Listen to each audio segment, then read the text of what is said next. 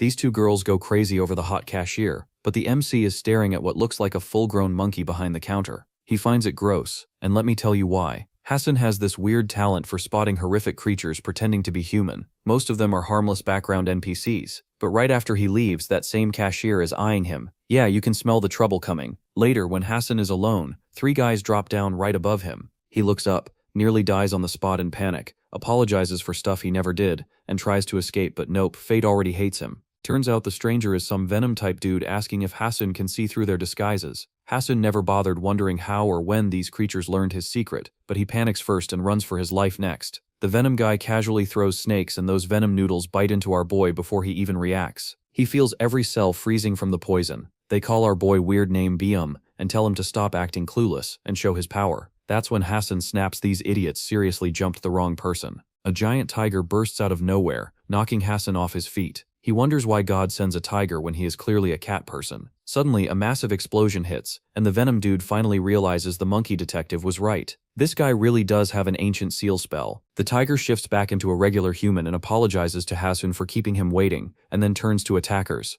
The lackeys think Biam's some newborn cub they can bully. Poor idiots don't realize this tiger plans to eat them for breakfast. He smacks one into the dirt like it's nothing. The second jumps in, only to get shut down by a leg slam and tossed aside like yesterday's trash. Then the venomous serpents slither in with their deadly bite. The serpent dude prays the venom freezes Biam in place. Turns out Biam casually crushes the snakes like stress balls. He drags the serpent guy in and claws straight through him. The dude splits into snakes and vanishes. Biam just clicks his tongue. Annoyed, the pest slipped away. Still, our hero ends up safe. Later, Bohm wakes Hassan up a little roughly, demanding food. Hassan, still recovering from Bohm's dramatic entrance, is more annoyed than grateful. Even after Bohm insists he's hungry, Hassan doubts this savior really deserves the title. Lost in thoughts about the snake bites, he just heads to the kitchen. While cooking breakfast, Hassan finally asks if Bohm is really the tiger from the Dangoon myth. Bohm asks what Dangoon is. Hassan calls him nasty to steal cat food, but Biam, a cat at heart, shrugs it off and tells the cat to back off. Hassan can't believe he's dealing with a legendary tiger and wonders about the snake freak. Biam ignores him, casually ripping Hassan's shirt open with a flick of air. He asks about Hassan's necklace, and after learning it's from his mom, pushes Hassan into a chair. Biam warns that things are about to get tricky. Hassan lightly whacks him on the head, declaring he's fine as long as those claws stay away. The next day, a new kid named Lee Young shows up in Hassan's class. Everyone's chill about it, but Hassan looks troubled. So there's this bully named Mansu, who runs into Young by pure bad luck. Mansu even grabs Young's head, but Young still smiles. Mansu loses it, swings at Young, but bam, Young's real side comes out. Mansu freezes like he can't even process what just happened, while his goons stand there confused. Then Mansu grabs a chair and turns it on them and starts to beat the crap out of them. While Young rejoices, Sojin peeks in quietly and is shocked to see the chaos. She rushes outside to find Hassan, but before she can explain, Young pops up behind her asking if she's talking about him. Sojin stands frozen, probably still in a post-jump scare daze, but strangely, Hassan starts walking away. Young tags along like it's the most normal thing in the world, asking if he can crash at Hassan's place. Sojin, sharp as ever, hits Hassan with a major task he didn't even know was on his plate, and he just nods like it's fine. They split, patting themselves on the back for being responsible, but it's a total disaster waiting to happen. Later, Sejin walks alone when Young suddenly pops up behind her, asking if she really thinks she can escape after messing up his plan. Next thing she knows, she's standing on the window ledge of a tall, empty building, quietly calling Hassan for help, while Young stands right there. One wrong move and she's toast. You see, Young has an ability of mind control that keeps her frozen, and he was sent by the Yacha gang to catch Hassan.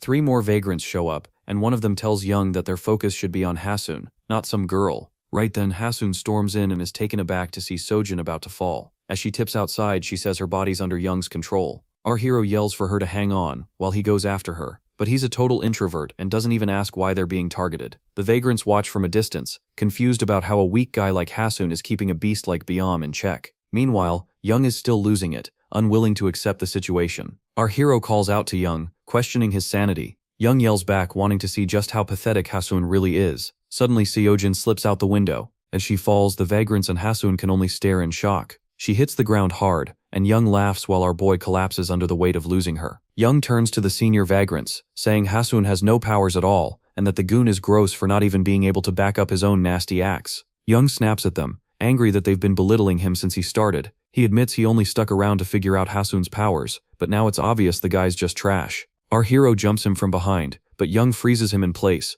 warning he's not in the mood for any killing today. One vagrant grabs Young's arm, insisting they need Hassan without a scratch on him. This just fires Young up again, but the senior tries to calm him down, so Young takes control of the guy's body, making him twist his own neck and break the rest of it. The others shout in disbelief, and Young tells them to sit tight if they want to stand again. He then turns to our boy and chokes him until he can't breathe. But suddenly a vagrant behind Young bursts with dark energy, which gets sucked right into Hassan. No one knows how he's consuming that dark mist like it's nothing, but now he's overflowing with power. Finally, our hero snaps back to control, feeling that wild energy coursing through him. Young gets all hyped to finally face someone who's actually a challenge. Our hero charges, and Young blocks it with that same annoying swagger. But when our boy unleashes a big blast, Young spits blood and freaks out, questioning how Hassan broke free from his spell. He starts twisting his own arm, shocked that Hassan is fighting back with his own power. Hassan grabs him, furious about Suffojin, and says Young's gotta pay for what he did to her. Young just smirks, thinking Hassan has no idea he's about to lose everyone. Our hero smacks him so hard that Young, in pain, actually wonders when this loser got so strong.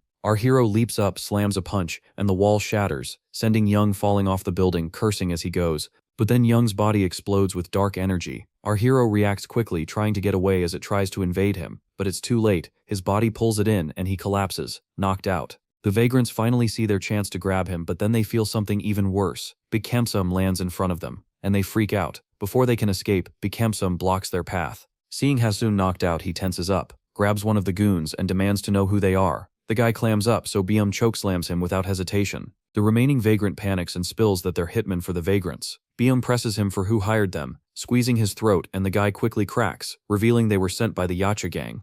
The scene shifts to the Yacha gang, where the DJ is pumping up the crowd. Over in one corner, a clean-cut guy tells a bossy woman that some DJ named Miho is suddenly taking the club by storm. She brushes him off and walks away with her crew. Little does she know she's actually Dokshini, the one in charge of the Yacha gang. She slides into a meeting that looks like total chaos. It turns out the neat guy was right. Miho's a vagrant too, and he's got his fox ears perked up trying to listen in. Inside, the gang is hatching plans to catch Haseon. Dokshini thinks they don't have to worry about Bing waking up, claiming her thugs handled it.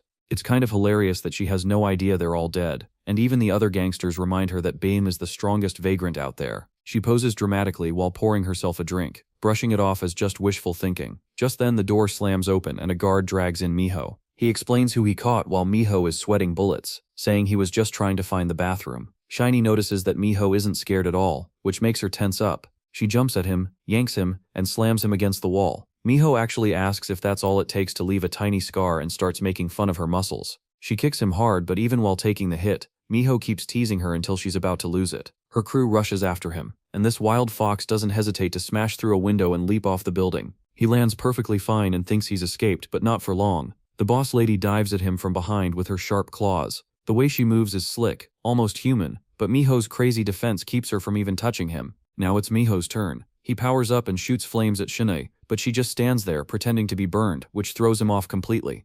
From the fire, she figures out who he really is. Meanwhile, a black van is waiting, packed with a different team getting ready. The female leader, Yusio, tells her crew to chill. They'll make their move when the time's right.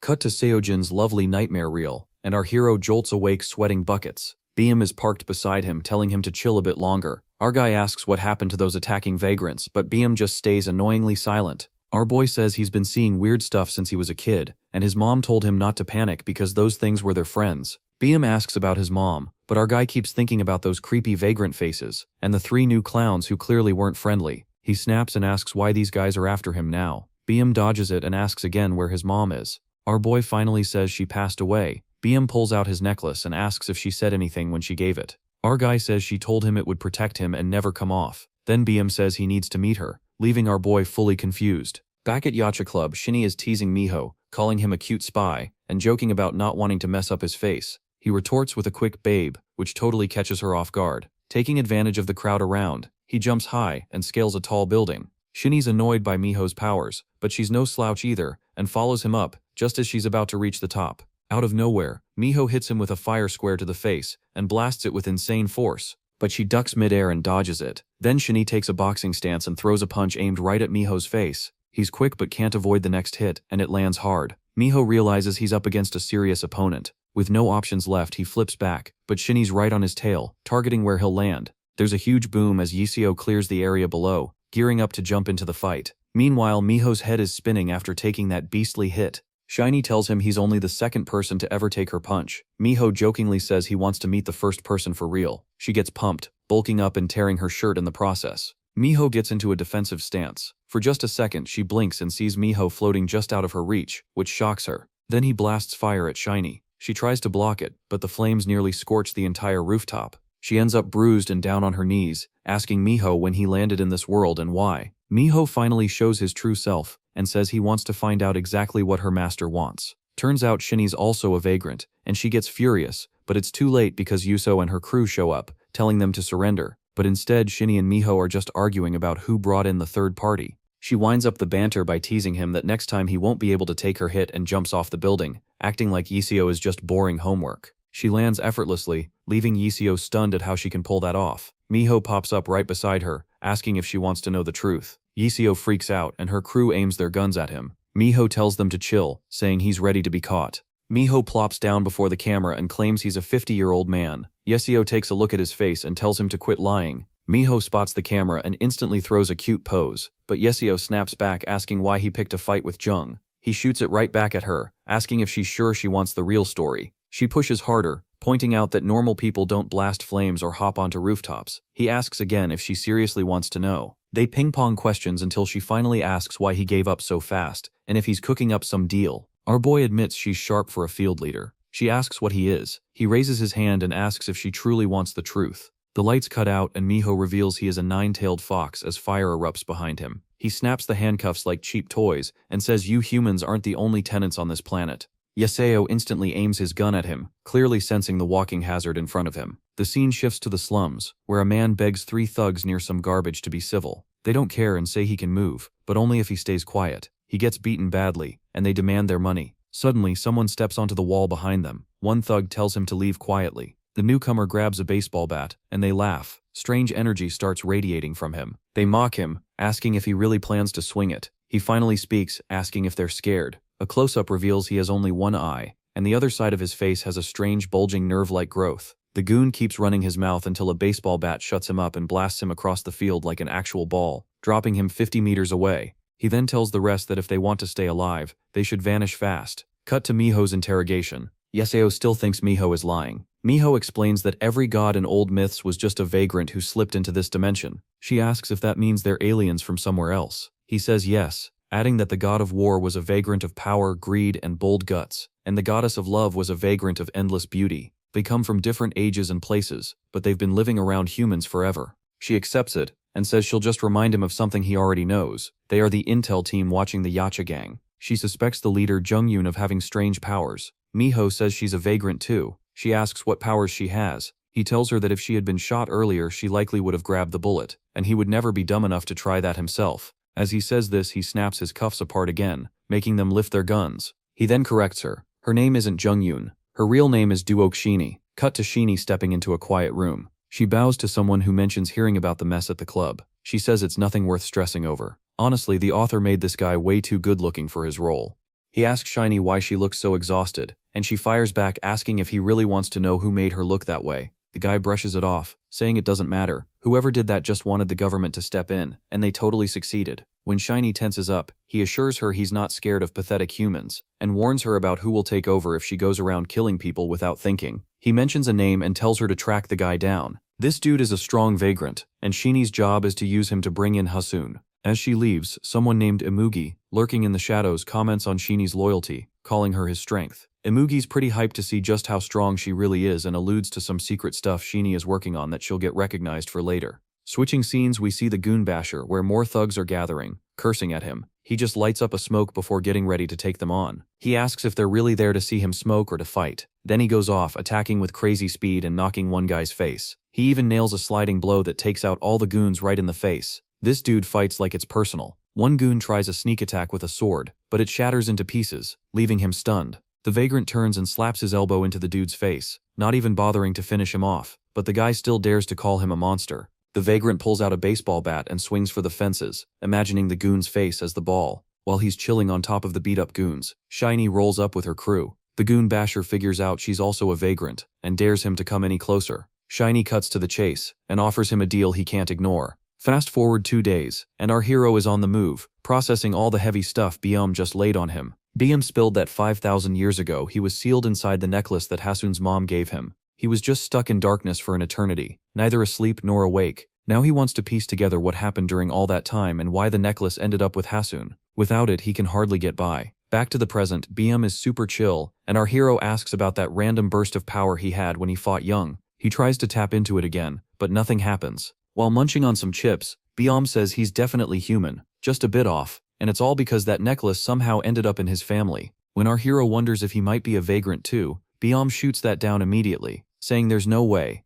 Even if he were, he'd just be the weakest one around, and to prove it, he struggles to open a bag of chips. BM mentions that vagrants can sense each other and know when one's nearby. Just as he says that, he stands up and looks behind him. The train's rolling along quietly, and a dark figure steps into their section. BM's eyes light up, signaling caution, but it's that same goon-bashing guy who still doesn't care at all. He seems way too relaxed even though Balam is giving him a death stare, so Balam realizes he can't take this guy on with Haseon in the way. BM grabs our boy and bolts. He pauses when he feels something moving behind him. The vagrant has already jumped up, swinging at him. By the time he swings hard, BM's nowhere in sight. BM and the vagrant lock eyes, and he asks if the dude is just another hitman for the Yacha gang. He lunges at the vagrant with a punch, but the guy dodges. BM quickly follows up with a kick to his face, sending him crashing through the door. BM's riding a rush of power while the battered vagrant wonders why he's never seen BM before. BM shrugs it off, saying it's just because he's new around here. The vagrant grabs a baseball bat and tells BM to shut up, then hurls it at him with insane speed. BM steps up to block it. Using the moment, the vagrant connects with BM's shoulder, and a crack echoes as they collide. He's not finished though. He kicks at BM's face. Suddenly they're outside the train. BM demands to know why this freak is going after some innocent kid. The vagrant smirks and says that the innocent boy is actually his target, which really ticks BM off. The scene shifts to a luxury resort where a woman is chilling in the sun. One of her guys, Fred, asks if the vagrant she hired is any good. She asks if he knows any fairy tales, and he says he remembers too. She goes on to explain that the vagrant is just like those super violent, destructive characters from his stories. Turns out her name is Shinny, and the vagrant's name is Dakabe. Cut to Doc swinging his baseball bat like he's got a serious grudge against BM. BM's having a tough time keeping up with the explosive attacks. Things get really heated as these two powerhouses throw down non-stop.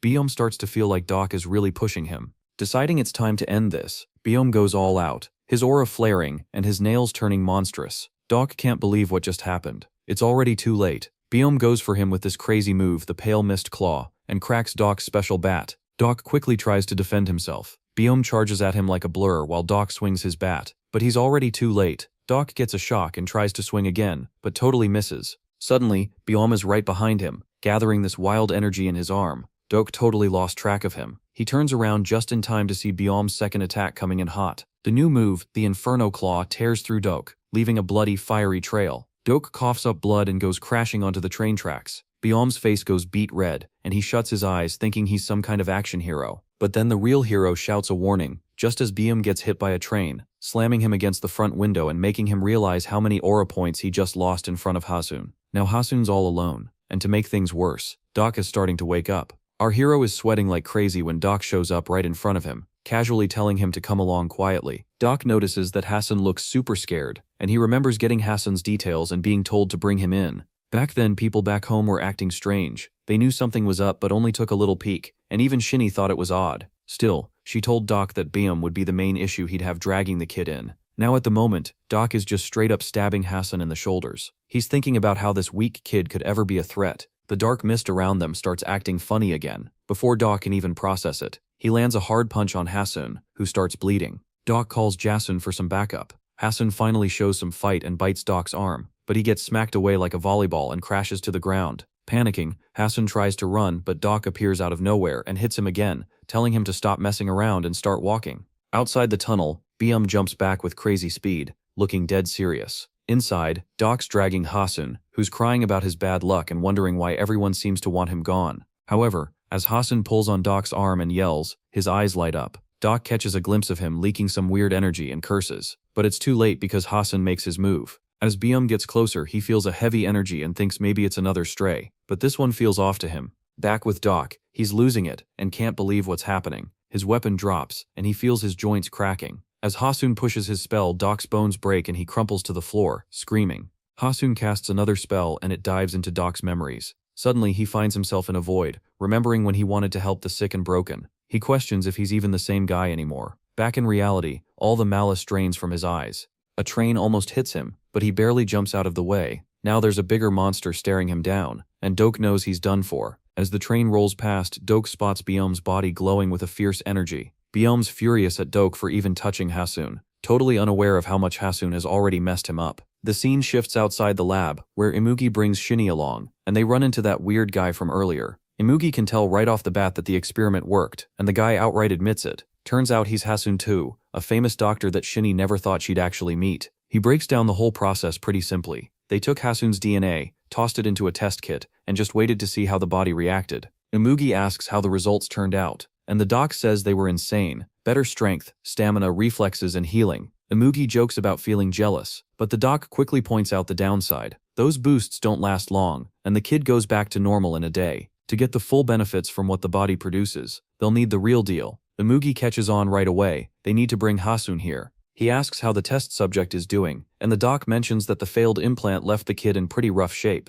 Imugi doesn't care and asks the doc to wake the kid up since he wants to say hi. The doc powers him up while complaining that in 2,000 years of research he's never seen anyone hold power like this, wondering if it's some kind of divine influence. Imugi cracks a joke, saying maybe it's a warning instead. Suddenly, the test subject wakes up in a rage, and Imugi's just standing there like he's been waiting for this moment. The guy starts spitting insults, and Imugi fires back, mentioning his awful mouth, hinting at some backstory. The guy's so furious he cracks the window and starts yelling about wanting to kill Imugi. The doc freaks out, but Imugi just smirks. The subject charges at Imugi, screaming like he thinks he's a god. Shinny's eyes light up and she jumps in right away, smashing him before he can reach Imugi. The lab goes crazy as she chases him down and he's surrounded by dark energy. Imugi just watches the chaos, disappointed because he was only looking for a solution, not a full-blown fight. Imugi starts to take off his gloves, raises his hand, and lightning zaps across his fingers. Before Shinny can react, he fires a blast at the subject that hits hard enough to turn him to smoke and ash. Shinny's left stunned by how quickly it all goes down. Imugi steps up to the massive hole he made with just one hit and says he's not a god, he's here to challenge them. While the enemies get ready to throw down, Biome is on a ship battling with seagulls trying to steal his shrimp chips, swatting them away with his claws while our boy is still out cold. He remembers when Biome asked why he stopped him from going after Duck, and our boy said it was because Duck already has a place where he's needed. The scene shifts to those same slums where Doc is stumbling through the streets, drenched in blood. People rush to him as he finally collapses, and it's obvious they're the ones he's been fighting for all this time. Back at the lab, Shiny gets a call and tells Imugi that Doc messed up trying to grab Haseon. She decides to handle it herself, but Imugi jumps in and says he'll go instead. She's a bit shocked, but he gives her a sly grin, saying he hasn't felt this excited in ages and that his heart is racing. Meanwhile, our hero's ship lands on a totally deserted island. He explains it's Baikwa Island, where he lived until he was 7, even though he can't really recall anything about the place. Beam urges him to take the lead, but our boy snaps back, telling Beam to follow him since it's his island. As they explore deeper, he realizes everything has changed. Even his memories don't match what's around, and he starts to wonder if something went down here. He remembers racing through those paths with friends and hearing his mom calling him back home,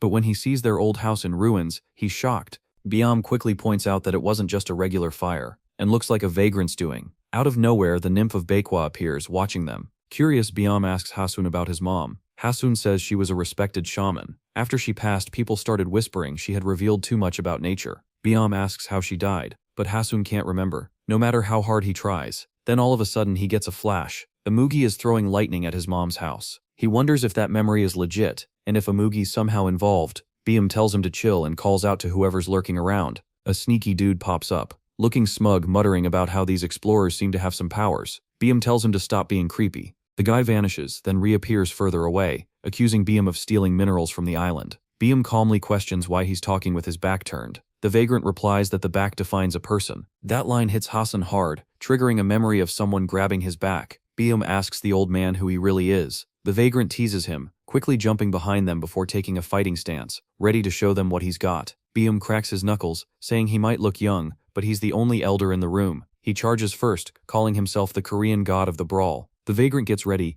eager to see if the legends hold true. He swings, but Biam glides past and slips behind him. The old man grins, saying that's exactly where he wants him. He strikes again, but Biam keeps dodging, teasing him about being too slow. The vagrant gets annoyed and tries to slap him, but Biam avoids it. Eventually Biam lands a hit across his back, causing clear damage. The old man winces and admits he's starting to get who Biam is, but still mockingly says he expected more from those skinny legs. Biam freezes, irritated, and warns the old man that he's really not in a place to talk. He slashes twice at lightning speed and asks if that still feels weak, insisting the old man repeat what he said about his legs. Byum points out he can see the old man's moves before he even thinks of them. With the vagrant now bruised and stumbling, Byum steps up asking if he's ready to spill the beans on who he really is. The old man stays quiet for a moment, then his hand bursts with energy. Suddenly a massive stone structure shoots up from the ground and slams into Byum's face, sending him flying. The vagrant straightens up, grinning, and asks if they're still curious about his identity. More stone pillars erupt around them as he gets ready.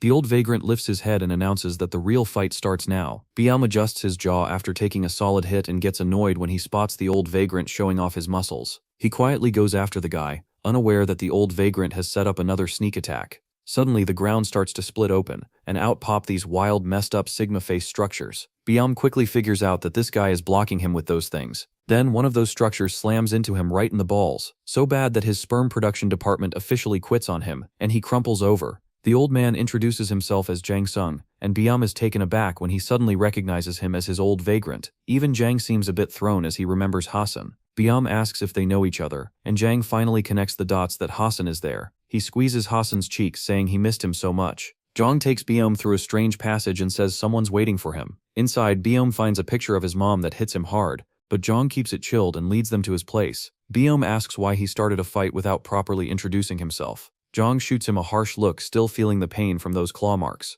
However, Jang lights up when he sees Haseon, finally feeling some relief after worrying for 10 years. Byum asks how his mom died, and Jang prompts him to remember the storm, the lightning strike, and some shady guy watching from afar. Then he fills in the blanks. Back in the day, his mom was involved with a dangerous guy, a wannabe dragon, and realized there was no way to stop him, so she focused on keeping her kids safe instead. She handed little Haseon a family necklace and made him promise to protect it. He didn't fully understand back then, but she had faith that he could handle whatever came next. Now Jang finally drops the name, the Amugi. Just hearing it sends chills down Byum's spine. Meanwhile, a scared vagrant is sprinting through a bunch of tall buildings, chased by Miho, who's calm but radiating power. Miho tells him to trust him, insisting he only wants to talk. The snake-faced vagrant collapses, bleeding and shaking. Miho demands to know where Byum is, the one he accidentally awakened as the poor guy keeps bleeding out.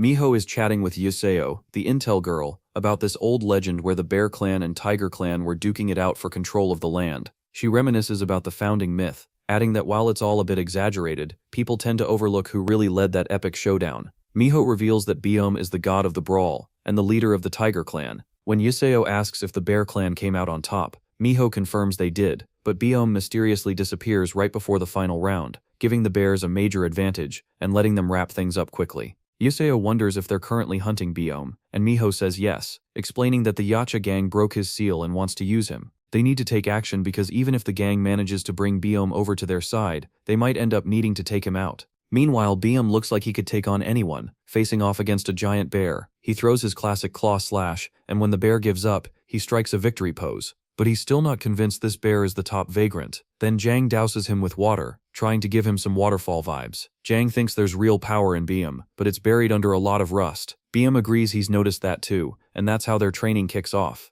The first day is all about running. The first week involves light deadlifts, healthy food, and steady workouts. Byum realizes he needs to embrace this power while staying calm to manage it. But then thoughts of Sojin, Young, and Dok pop into his head, totally ruining his peace of mind. Suddenly, a dark memory hits him, an Amugi wrecking his home, and trash-talking the Bear Clan, calling it a burnt-out ruin. Back then, little Haseon wanted to rush into the flames, but someone held him back. Now his eyes flash red, and he's got this heavy feeling that something bad happened to Haseon. Jang quickly wraps Byum in a hug as he goes off from all that dark energy. Both of them realize the dead vagrant's power Haseon absorbed is messing with his mind. Jang can't believe this is really Haseon. He's giving off some serious raw rage. Byum keeps drawing in that dark energy until he's strong enough to break Jang's hold and lunges at Byum. Byum dodges just in time. Haseon strikes again, and Byum starts to wonder how he got so good all of a sudden. He grabs Haseon's arms and begs Jang to do something before Haseon completely loses control. But Jang's frozen, staring into Haseon's eyes, which aren't even his anymore.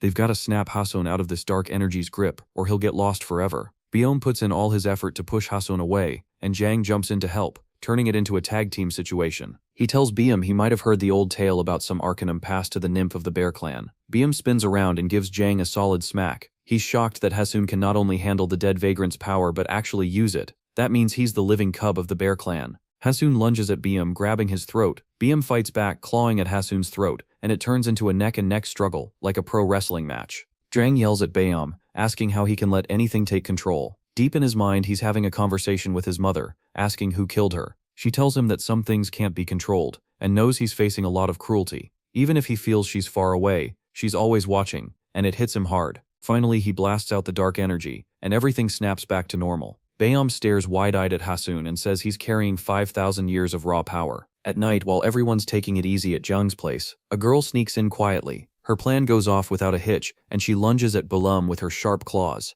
Just as she's about to land a hit, an explosion jolts Balum awake, leaving her a little disoriented. The goofy guy shows up, and the vagrant girl goes off on him for messing up her attack. Jang's freaking out, still wearing his eye mask and not able to see anything. Baeom is really ticked off. These attackers just wrecked his awesome dream. He warns them that they won't make it back alive. Meanwhile, outside, our hero is grinding away training against tall structures. He suddenly realizes all this chaos is happening because he's from the Bear clan. Just then, someone attacks him out of nowhere, but thankfully he manages to block it. Another enemy closes in behind him, trapping him. A third guy rolls in with a flaming hand and blasts fire at our hero, who ducks just in time. This beast, a vagrant, looks down at him with a mix of pity and amusement. One of his buddies wants to take Haseon, and our hero is confused about who these guys even are. He decides to face them solo, but one vagrant decides to take a swing at him to test his strength. Back at Jang's house, Jang is holding his own and seems to be taking down the big guy with little effort. The girl notices him, but Baeom jumps in, landing some serious damage on her. It turns out she has some crazy healing powers. She warns Baeom that he's picking a fight with the wrong person. Baeom's losing it, asking about Hassan and putting the pieces together that they might be Yacha lackeys. The girl isn't flattered by his compliment, and says they're actually a bunch of assassins. Baeom figures that if they've got a girl with regeneration and a dude who brushes off punches, they must be a distraction to kidnap Hassan. Things are heating up now. Meanwhile, Hassan is barely keeping up as his opponent, who's like a living lightning bolt, throws punches and kicks. He struggles to dodge. The guy even snaps a selfie while landing a kick right to Hassan's face. Our hero is at a loss on how to handle this weirdo. Another vagrant steps in, telling the other to take a breather while he takes his turn beating Haseon up. Our hero wonders what he did to deserve this shift. As the vagrant swings his sharp claws about to strike, our boy plans to use Young's powers. Out of nowhere, the attacker glitches out. His buddy tells him to stop fooling around, but then the vagrant suddenly snaps every bone in his body and crumples to the floor. Our guy powers up, leaving the other vagrant in shock. But our hero knows this one won't play nice, even with powers, because he's super fast. The vagrant charges and our boy grabs his leg, blocking him, and then lands a hard hit right on his head, sending him crashing down.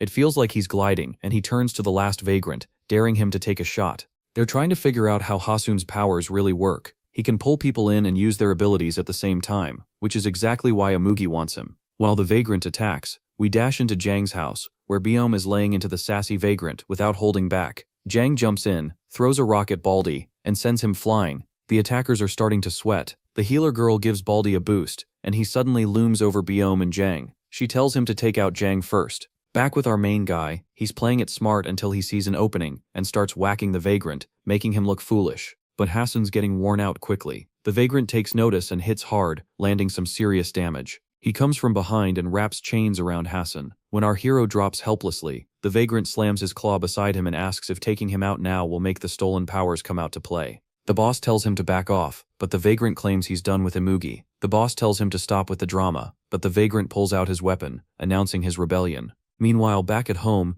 Baldy's gone wild but gets quickly humbled by a team combo. The healer calls him a trash fighter and tries to buff him again. Baeom scoops her up mid-spell and tells her that even a vagrant can't survive a beheading. She's shocked, but her moment's cut short because she's already out of the game. Back to our hero. The vagrant attackers start brawling with each other. The boss gathers power for a punch to put his junior in his place, but the rebel dodges mid-air. Another punch comes in and knocks him down. The boss reminds him that he made his choice and turns his attention to our main guy. Suddenly, power surges into him and freezes him in place. The rebel vagrant has used a power just like Young's. Then he strolls over to our hero, who's lying there like he's on a break from his main character duties. He grabs Hassan's hair and claims he's his new partner, warning that if he tries anything smart, he'll be picking his tendons off the floor. Out of nowhere, a huge monstrous hand comes down and just snaps the vagrant's neck. Back at Jang's place, Baeom and Jang are totally shocked by this surprise attack in the middle of the night. Baeom asks about Haseon, and the old man thinks they should check on him but believes he's doing fine. Then dark energy starts leaking out of the dead vagrants. The old man can't wrap his head around the fact that Haseon is absorbing it,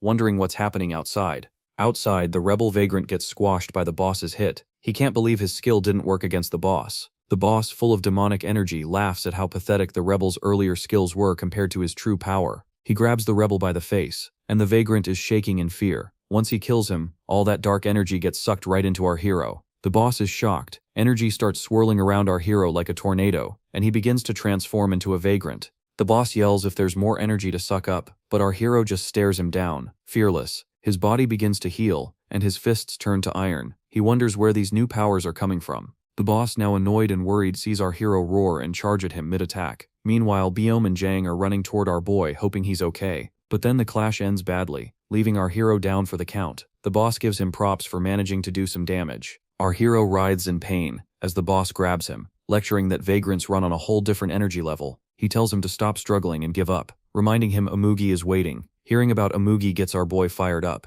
and he roars while grabbing the boss's arm. The boss snaps, claiming that Hassan is still weak even at full power. Looking aside, he sees daggers floating in the air aimed right at him. Now the boss is begging our hero to knock it off. The daggers hit, piercing him, but he still manages to slam them away with a powerful burst. He boasts about being invincible and tells our hero to quit resisting. Our boy is also building up aura. He snatches a dagger and puts all his energy into a single strike, landing some serious damage. But the boss isn't done yet. He lashes out with chains that surprisingly hit nothing. Out of nowhere, our hero is in the boss's face and lands a massive blow that shatters it. Stepping on him, our hero keeps the dagger buried and starts punching with sheer force. Blood flies everywhere as he relentlessly beats down the boss, his fingers almost breaking but saved by insane regeneration. The crafty boss laughs, daring our hero to think this is the end. But as our hero realizes he's in control, he slams the boss's head with a crackling force. He screams for him to die and keeps pounding away. Beam and Jang are frozen right behind him, and Beam asks the old man who this kid really is. The boss's head is practically a puddle now, and Hasun's face is covered in blood.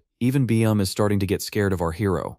The scene switches to Doc chilling in the slums, leaning against the wall and thinking about what Hasun said about family and the people he's supposed to protect. Suddenly, the door to his place swings open, and a guy tells him someone's outside waiting. When Doc checks it out, he gets hit with bad news. Our supervillain Imugi shows up and casually asks where Hasun is. Doc confidently says he has no idea. He can't go after him because he's hurt. Imugi cools down and asks one more thing. Why is he rounding up all the vagrants here? Doc looks worried and says they're just lost souls with no direction. Imugi smirks and says that's exactly the problem. Each vagrant needs a job that matches their powers. Doc doesn't get what he's on about. Imugi, being all cocky, says he's taking them all and giving them something worthwhile to do. Doc realizes his situation is pretty grim. Then a bunch of goofy vagrants show up, making it easy for Imugi to swoop in. Doc pleads with Imugi to back off. Imugi reassures him that they won't hurt anyone, just take them to a lab for some special treatment. Blowing up, Doc calls Imugi a bastard and charges at him. Shuni sees this and gets ready to back Doc up, but Imugi holds her off, saying Doc will be his warm-up. Doc throws a powerful hit, but Imugi dodges it effortlessly. He even tells Doke that Hasun's off on a southern island where her mom is buried. Doke realizes Imugi's just messing with him. Imugi, acting all cocky, doubts Doke's strength, saying he's overestimating him. After blocking a blow, he adds that Doke won't catch Bayam with that kind of weak sauce. Imugi then supercharges Doke's weapon, giving him a shock of electricity. Doke's crew flips out and breaks free to save him. Imugi pulls off his gloves, and Doc knows things are about to get real ugly, so he yells at his crew to stop. Unfortunately, the innocent vagrants get zapped right away, and Imugi seems pleased as they're burned to ash. Doc tears up with regret, feeling helpless as he watches. Imugi sarcastically expresses sorrow for his test subjects getting fired because of Doc's screw-up. But now Doc is filled with rage. He swears he won't lose his family again, and promises to make Imugi cry blood for what he's done. Doke powers up and Imugi's eyes widen at his new look. Doke sprouts a horn and goes into a berserk mode, but Imugi doesn't care. He drops a brutal line while taking a hit, saying Doke never really had a family. He's just another vagrant, tossed aside like trash. Then he lifts his fist, ready to hit back like it's no big deal. We flash back to Doc's past, where a bandit asks about their plan. Doc tells them to hang tight and casually suggests splitting the loot, acting like he's doing them a big favor. One guy can't believe he's actually giving away that precious grain, and they all start thanking him like he's some kind of hero. But the next thing they know, they're hanging from a tree, begging him to take everything if it means they can live. Later on, Doc's sitting at a table, feasting with them as if nothing ever happened. They call him Chief and want to know what's next after sharing a meal. Doc shrugs and says they'll just rob those filthy nobles again because they always have money. Fast forward a bit, and Doc's trying to take out Imugi, but he suddenly remembers he doesn't want anything anymore. Everyone knows who he is now, and with his crew, he's ripping off the bad guys and keeping it all for himself. We go back again, and it looks like a day full of tragedy. Their whole area is burning down. Enemies and every little villain who hates them rush in, weapons swinging everywhere. Doke is on fire and yells out Mokwa, that's his wife. He claims he'll carve a path for them, and tells everyone to follow, but then he sees his guy Miho begging for help. In desperation, Miho asks Doke what any of this means. He tells Doke to get out of there. Doke finds Mokwa, but she's hurt really badly. In a panic, he calls her name, and then he notices shells falling right towards them. He doesn't run, instead he jumps in front of her to shield her. The troops storm into the flames to make sure everyone burns, but Doc takes control and walks out swinging, not leaving a single person unscathed since they took everything from him. As he spots his fallen friends, his rage skyrockets, and he hurls the attackers back into the flames to wipe out any trace of them. But not everything is lost, his wife is still alive. He asks if she's hungry, and she says she's fine, just can't feel her legs. For a moment Doc freezes, and then reassures her he'll be her legs for life. Meanwhile, the enemy chief lurking behind all this chaos is still alive, grinning smugly at the burning scene. A lot of time passes, and winter rolls in. Doc keeps moving, hoping to finally find a place that feels like home. He watches planes zooming through the sky and realizes humans have gotten way stronger than any vagrant he ever met. Eventually, Mokwa tells him to take a break. Doc insists they need to find shelter before the snow gets them. Mokwa says her youth feels like a fading dream. She's aging fast, while Doc looks exactly the same. He reassures her she's still the same as when they first met. He wonders if he's turning into a ghost, and she says no way a ghost shares grain with starving folks. Only a deity does that. She tells him to keep living and looking after everyone, saying her life gets interesting just because she met him. Then suddenly Mokwa stops talking and moving. Doc realizes she's gone and breaks down. He promises to wake her up once they get going again, but that moment never comes. Now back in time, he swears he'll never lose his family again. Imugi shoots a blast of lightning straight into Doc's chest. Time pauses as they stare at each other, chaos swirling in their heads. Then Doc drops. Imugi tells Shinny that Doc might still be useful and she should take him. Shinny asks what to do about the village, and Imugi grins, telling her to just burn it. After it's done, Imugi stands among the ruins with a smile, watching it all go up in flames. On Baekwa Island, Miho shows up and confidently says that their target is definitely around. He catches some sounds and looks closer, realizing what he's actually seeing. A long-haired, muscular guy who moves with a crazy amount of power. Miho thinks that energy is unreal. He's staring at Jang, the Korean god of brawl, the top vagrant out there.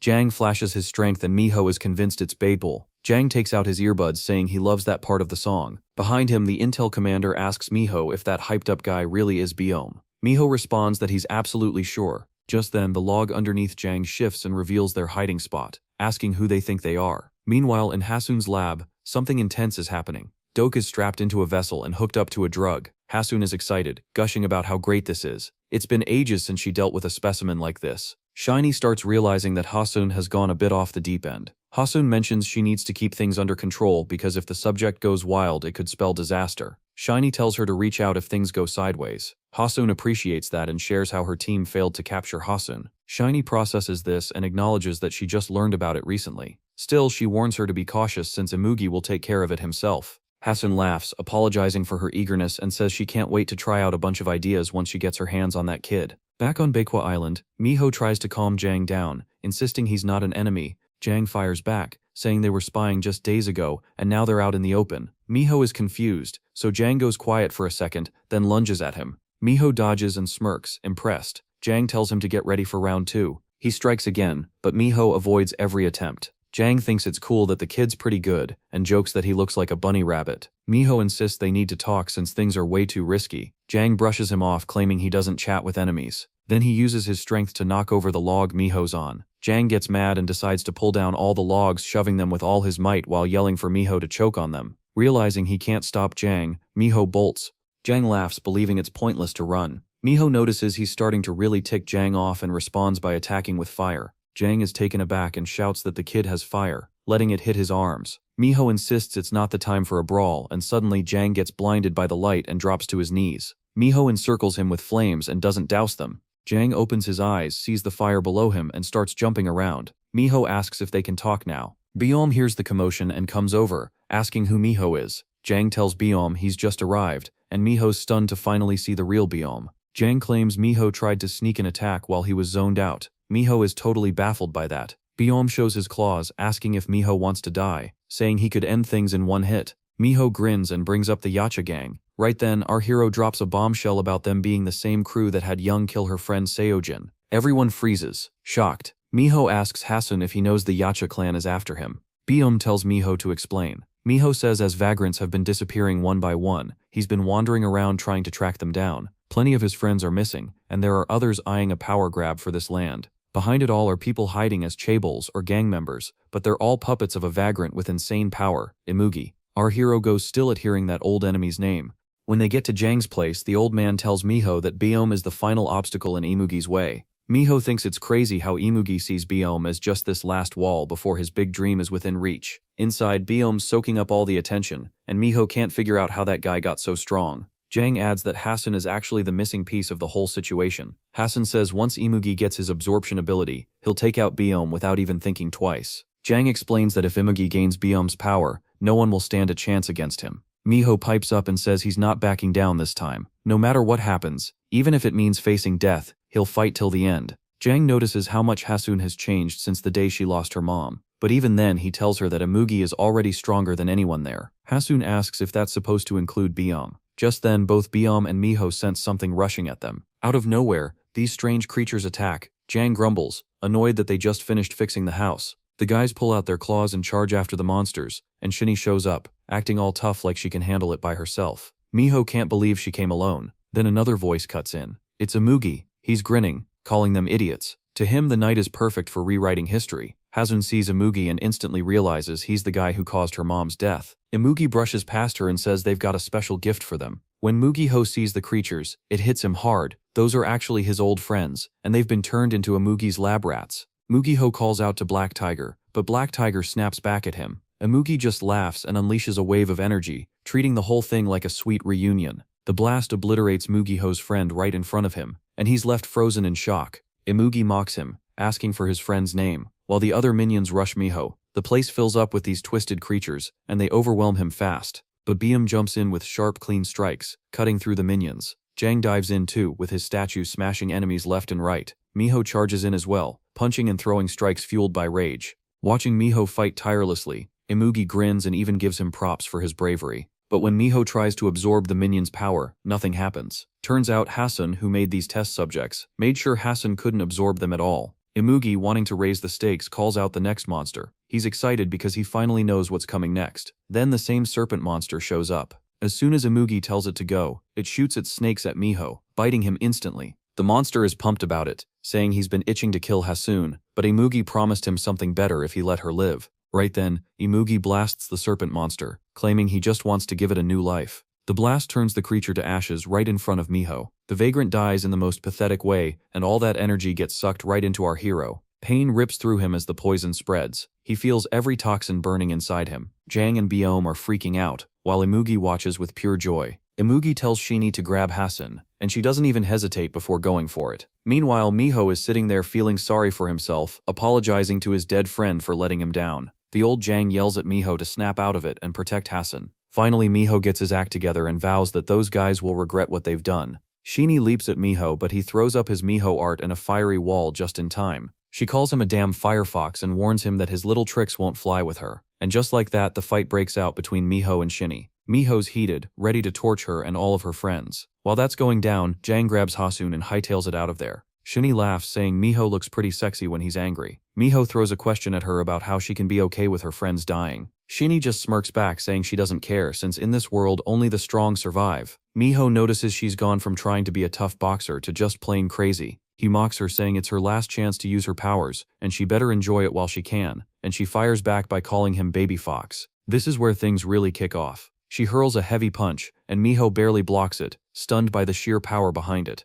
Shinny doesn't hold back. She follows up with a nasty leg slam, and Miho finds himself stuck defending non-stop, getting knocked around. Shinny is cackling like a total maniac. She swings again, knocking Miho off balance, and when he drops, she jumps right on him for another hit. Annoyed and out of breath, Miho realizes he can't just keep running. It's time to fight back. He powers up, his eyes glowing red, and his whole demeanor shifts to something wild. He's clearly using everything he's got left. With a laugh, he pulls out the Miho art called Howling Amber Blade, transforming into something more beast than human. He roars that he'll burn everything in his path. He shoots upward, daggers forming in his hands as a shockwave erupts. Shinny stumbles back, furious and surprised, but it's too late. Miho is all over her with those daggers, hitting her from every angle. She's furious now, but still taking some hits. Miho keeps the heat on, but she kicks at his face. He's too quick, ducking under it and striking back. They face off again, both determined. Miho charges in again, but this time, Sheenie grabs his arm. He struggles against her grip, but it feels like steel. She laughs, pleased she finally has him, and dares him to escape.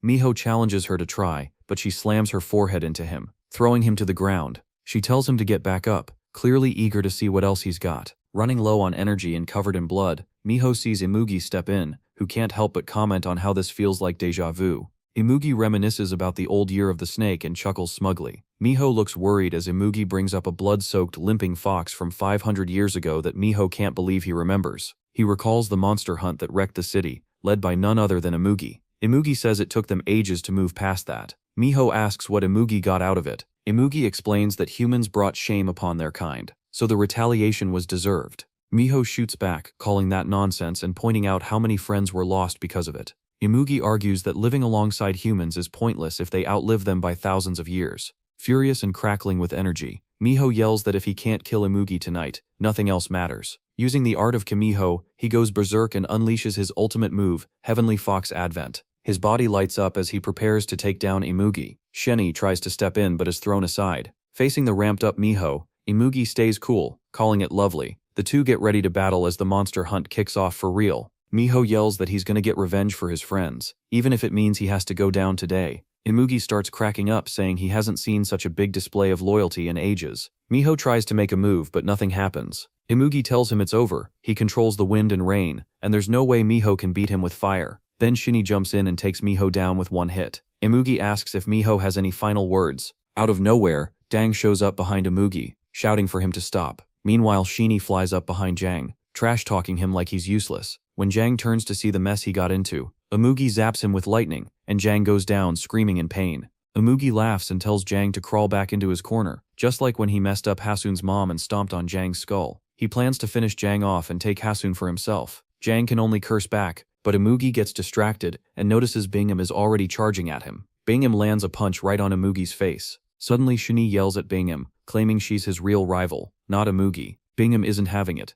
He takes her out with a super fast blow, saying he doesn't have time to deal with her too. He slams her down, wrecking her face like it's nothing. Now Bingham grabs Shini's horn, and Imugi's shocked by his power. Imugi throws the horn back at her, but then he breaks into wild laughter for some reason. The next moment he realizes Biome is already on him again. Biome keeps throwing punches, asking if Imugi still finds any of this funny, or if he thinks it's just some game. He sneaks behind Imugi and slashes his back with razor-sharp claws. Imugi can't believe how fast Biome is moving. No time to think though, because Biome's attacking again. Imugi shoots out lightning, creating a huge explosion. For a second, Imugi thinks he's finally hurt him, but that grin disappears the instant he senses Biome right behind him. Before he can even react, a claw slices through his ear and rips right into him. Blood streams down Imugi's face as Biome, with steely determination in his eyes, declares he might finally shut Imugi up. But Imugi just laughs, saying that even after being locked away for so long, Biome is still scary. Biome wonders if he's met Imugi before. Imugi, covered in blood and still chuckling,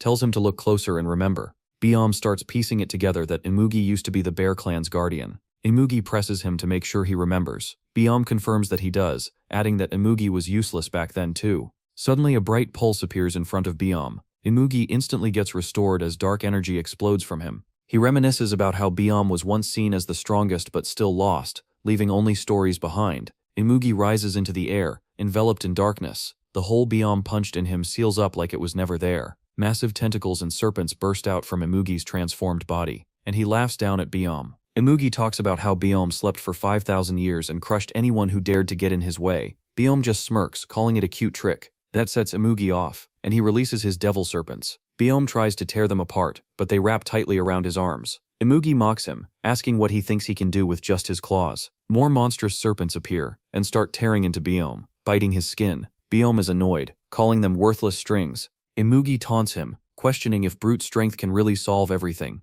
especially now. He raises his hand, and even more monsters pop out of the ground. Now Biome actually looks worried. Imugi smirks, not realizing Biome has already handled the serpents, but Biome charges at him anyway. They clash, power against power. Just as they get close, Imugi unleashes another wave of serpents. Biome ducks into a defensive stance, but he still gets hit. He mutters that in a fight between a dragon and a tiger, the one who can't fly is bound to lose. Imugi lashes out with serpents and sweat drips down Biome's face. Imugi yells, questioning how Biome could ever be better than him. Biome's eyes flicker yellow, and Imugi screams for him to die. Lightning strikes, nearly overwhelming him. Biome hits the ground but then gets lifted by a serpent around his neck. Imugi asks why she chose such a mediocre pawn, laughing coldly and calling Biome a loser with an inferiority complex. Biome responds by crushing the serpents. Imugi totally loses it, demanding to know what that was all about. He tightens the coil, vowing to make Biome beg for death before he slams him into the ground with brutal force. Pain erupts in Biome's body. Imugi pummels him non-stop, shouting for him to give up. More serpents dig into Biome's flesh. Even Biome can feel himself fading. Imugi slams him into the earth again, glaring down with vicious eyes. He loosens the serpents and sends one for Biome's throat, convinced he's already won. He calls it Biome's punishment, and summons thunder once more. Lightning crashes down, creating a huge explosion. Imugi laughs, insisting that all that talk was pointless, and pulls the serpents back as smoke rises. In the haze, Imugi is confused about what's happening until suddenly, one serpent gets ripped apart. He snaps back to reality, demanding to know where Biome is. Then out of the smoke, Biome grabs Imugi's arm with a grip so tight he can't move. Biome stands right in front of him, eyes pitch black with a golden glow, and calls Imugi a slippery fish pretending to be a dragon. Imugi gets angry, but it's too late. Biome says he'll show him what a tiger can do. He strikes with incredible force, sending Imugi flying like a rag doll. Before Imugi even lands, Biome is right on him again, delivering a crushing blow that buries Imugi in the ground. He collapses like a puppet with its strings cut, blood dripping from his mouth, but he still laughs, claiming he's been fighting non-stop. Biome charges again, and Imugi remembers how Biome was sealed away for 5,000 years and still won't go down. He sees raw power in Biome's eyes as his strikes hit like a tiger's roar, freezing Imugi in place. Imugi's expression tightens, and a massive blast sends Biome flying backward. He strides through the dust cloud, but then something strange hits him, throwing him off balance. It feels like something is rushing through the air. He raises his guard. As the smoke clears, Imugi stands tall, motioning for Biome to come closer. His eyes are darker and deadlier than before. He opens a third eye, showing his final form. In a cold, threatening voice, he declares that Biome will die here. Biome realizes Imugi has transformed into an Acacian, a corrupted vagrant that's turned into a demon of destruction. The three-eyed Imugi stalks towards Biome, looking like he's ready to wreak havoc. Biome backpedals, grimacing at that new eye on Imugi's forehead. Old Jang instantly knows they're in serious trouble. He remembers what our boy's mom said. Mugi wanted to be a dragon but messed up and turned into an Action instead. When he asks what that means, she explains it's a bunch of corrupted forces, basically a mix of evil, and the only option left for someone lost in the abyss. Old Jang realizes she was right. He tells Bai to grab Haseon and bail, but Bai won't have it. Jang insists it's too risky to stay, but Baim is dead set on taking down Imugi tonight. In a split second, Baim appears right behind Imugi. The speed is insane. Just as Baim reaches out, a tentacle lashes out and grabs his arm before Imugi even registers it. The grip is fierce, and Baim feels the pain, confused about where all this pressure is coming from. Imugi lifts him off the ground, dragging him down with those tentacles. With a smirk, he fires pitch-black lightning straight at Biome. The whole gang shouts for Biome, but Imugi barely pays them any mind. He's already won. Suddenly, Biome is in the air above and behind Imugi. They clash hard, trading blows. Biome swings, but Imugi blocks him. Dark arms grab onto him mid-attack, fueling his anger. Imugi slams him back, but Biome breaks free and rips away the tentacles. In no time, they're trading strikes while spinning through the air. Old Jang sees Imugi has become pure evil, while Beast looks like he's about to drop. Just then Miho wakes up and can't believe it's really Imugi. The devil snakes clash with the trigger claws, and the fight feels intense. Biome tries to gain an edge by going higher in the air, while Imugi, calm and smirking, flicks his wrist, hurling dark energy and lightning down. Biome's crazy speed lets him dodge this time. Using his third eye energy, Imugi summons huge devil serpents that tear through the ground and swarm Biome. He fights back but gets overpowered, wrapping tightly around him and crushing him. Biome can feel every bone under pressure, but it's not enough to take him down. Imugi channels lightning into his arm and fires a lethal blast right at Biome, setting him on fire. Biome screams in pain, nearly buried and crushed. Hassan's eyes go wide as he calls for Biome. Through the smoke, Biome realizes he's lost so much blood he can barely move. Imugi hovers above him, mocking his earlier bravado, claiming he's not the Imugi Biome once knew. He raises his arm to summon red lightning. The clouds crackle with energy, ready to strike, and this time, Imugi looks like he's about to finish Biome off for good, unleashing all that energy. Out of nowhere, Old Jang leaps in, tossing wooden statues into the air to block the attack. He yells for Biome to pull it together, saying he's bought him a bit of time. Biome can barely get himself to move. Jang is running on fumes, pleading for Biome to get back up. Meanwhile, Imugi cranks the lightning to max, pouring every bit of energy into it. Old Jang stands his ground, determined not to let his loved ones go down. Haseon remembers he's a hero and coils chains to attack Imugi. Jang tries to stop him, but it's too late. Imugi turns his attention towards Jang. In that moment, Byom finally rises, fully powered up and ready for round 2.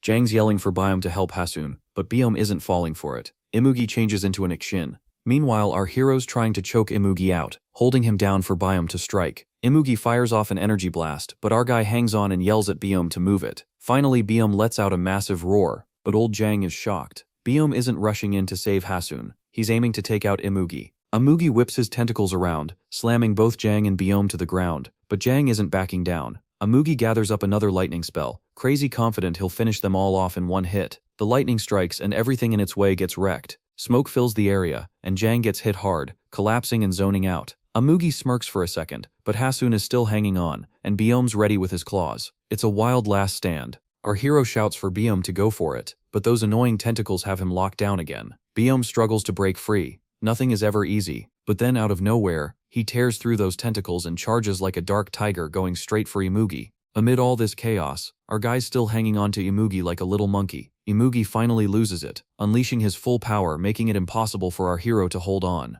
The energy wave flings him away, and as he falls he just hopes Byom finishes Imugi off for good. Byom doesn't hesitate. He leaps in and slashes at Imugi. Imugi barely gets a defense up, but Byom pushes through and digs into him. Blood spills from Imugi's throat as he desperately tries to stop it. He's lost on how Byom suddenly powered up. He collapses with Byom looming over him like a nightmare. The tiger charges again, and Imugi is just trying to hold himself together. Feeling a death blow coming, he mutters that he didn't want to go out like this. In the final moment, Byom's about to smash him, but out of nowhere, Imugi explodes upward with one last surge. Smoke rises, and both beasts are still standing, but Imugi's stamina is shot, while Byom's still got plenty of power left to put him down for good. Suddenly Doc shows up with his bat, ready to smack Byom into next week. Byom's furious that Doc's suddenly on the Yacha gang's side, but Doc doesn't care. He just swings and knocks Byom out cold. Shiny grabs Imugi while Doc looks at our unconscious hero. He hesitates for a moment thinking, then scoops him up and carries him off. A little while later, Shiny bursts into the lab. All worried about Imugi, Haseon, acting casual, says Imugi just has some minor injuries, and a lord like him doesn't break that easily. Shiny, already irritated, snaps back asking if they really have to do the transplant right now. Can't they just wait until Imugi wakes up? Haseon reminds her that Imugi's lifelong dream is to take Haseon's power and be reborn as something totally unique. That just ticks Shiny off even more, and she yells that she's not against the transplant, just that they can wait until Imugi is conscious. Haseon hits back, saying she clearly doesn't trust him. He goes on about how Imugi shouldn't let something so minor bother him. Then he adds that if Imugi can't push through this, maybe his vessel was never meant to be. Finally, Shiny snaps and grabs Haseon by the neck. Haseon calmly warns her that the transplant's already underway, and if she hurts him, it'll affect Imugi too. He starts bragging about how he's creating the strongest superhuman ever, which leaves Shiny stunned. She demands he stop everything right now. Haseon's practically ecstatic, obsessed with the idea that he's making this powerful being right in front of her. Shiny desperately calls out to Imugi to wake up and stop the grafting, but he can't hear her. Though she wants to smash Haseon in the face, she knows it'll just make things worse. Haseon shouts that she doesn't understand anything. At that moment, Haseon finally snaps back to consciousness. He's confused about where he is and what kind of nightmare this is.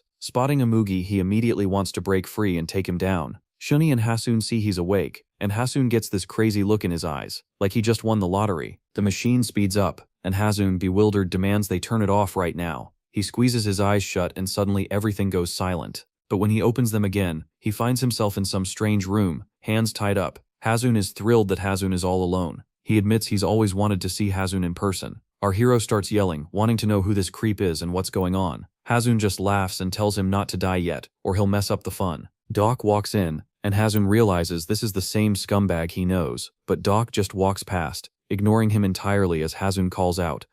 A sharp-featured man wears a confident grin, clearly amused by the situation, while another man behind him chuckles with a mocking smile, showing they feel completely in control.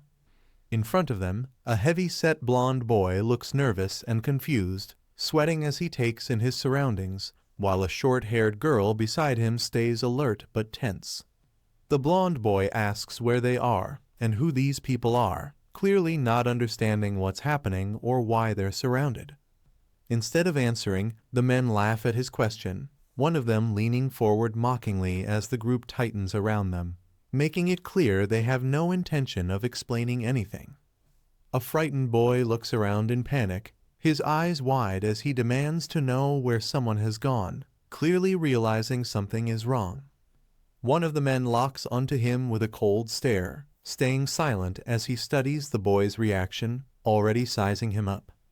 Another man steps closer with a cruel smile, openly stating that they are going to enjoy dealing with him, making their intentions clear. Nearby, a muscular man watches calmly with folded focus, showing no urgency to stop what's about to happen as the tension fully settles in. The muscular man watches with mild curiosity, letting out a low reaction as he calmly observes the situation unfolding.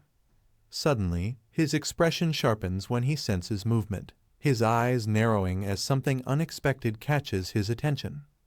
One of the attackers lashes out in anger, striking violently while shouting in frustration, releasing his pent-up rage through brute force.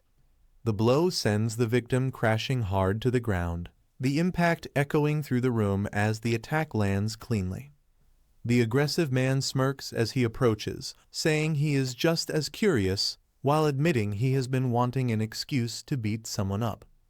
On the ground, the injured boy struggles to breathe and weakly asks what they are all doing there, clearly shaken by the attack. Looking down at him, one of the men mockingly welcomes him, treating the situation like an introduction rather than an assault.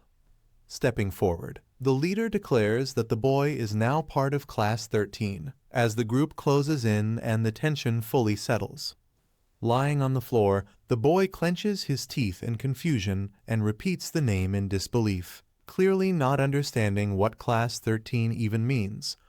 Still trying to process everything, he asks why this place is called a school and what they are supposed to be learning there. One of the men grins coldly and answers that they do learn a few things, using a cruel example to make his point clear. Leaning closer with a mocking chuckle, he adds that there is no graduation here, making it clear that once you enter, there is no escape. One of the men explains that someone named Huachuo is the one truly learning, while everyone else here is treated as nothing more than test subjects. He describes their lives as lab rats locked behind iron bars, forced to keep going until they eventually die without any escape. As the boy struggles to stand, another man steps forward and bluntly states that Class 13 is the lowest rank among them all, setting their position clearly. With a smug grin, the leader cuts the talk short and tells the boy to fall in line and get along, making it clear resistance is pointless. One of the men chuckles and calls out to the girl named Lita, casually placing a hand on her shoulder and telling her to check the boy. The boy reacts in shock, his eyes widening as he realizes something unexpected is happening in front of him. Lita's eyes suddenly glow with an unnatural blue light, releasing a strange surge that fills the space with pressure. The boy jolts and twitches in alarm, confused and unsettled as he wonders what she is doing to him. Lita's glowing eye intensifies as a strange force surges outward, signaling that her ability is fully activating. The boy winces in pain and discomfort, his body reacting violently as nausea and dizziness overwhelm him. While maintaining control, Lita evaluates him calmly, noting his mental resistance and physical flexibility as the scan continues. Watching the results with interest, another observer reacts with mild surprise, clearly intrigued by what Lita has discovered. Lita continues her scan and lists multiple abilities one after another, including weapon summoning, telekinesis, regeneration, and body hardening, forcing the others to stop and listen. Struggling to breathe, the boy panics internally, realizing she is somehow reading his powers while his body still hasn't recovered. One of the men reacts in disbelief, questioning how someone could possess so many abilities at once. The leader glances at Lita with interest and asks if she is certain about her assessment, clearly starting to see the boy in a new light. Lita pauses mid-scan as the others react in disbelief, expecting even more abilities to be revealed. Her glowing eye flickers briefly before she goes silent, signaling the scan has reached its limit. She calmly states that she misread earlier and confirms there are no additional abilities beyond what she already listed. Watching this unfold, the leader grins with clear interest, remarking that the boy might actually be useful after all. One of the men laughs it off, mocking Tabasa, while complaining that he keeps getting pushed aside during the discussion. Growing impatient, he grabs the boy by the collar and demands to know who he really is. Another man snarls in irritation as the tension spikes, clearly annoyed by how things are unfolding.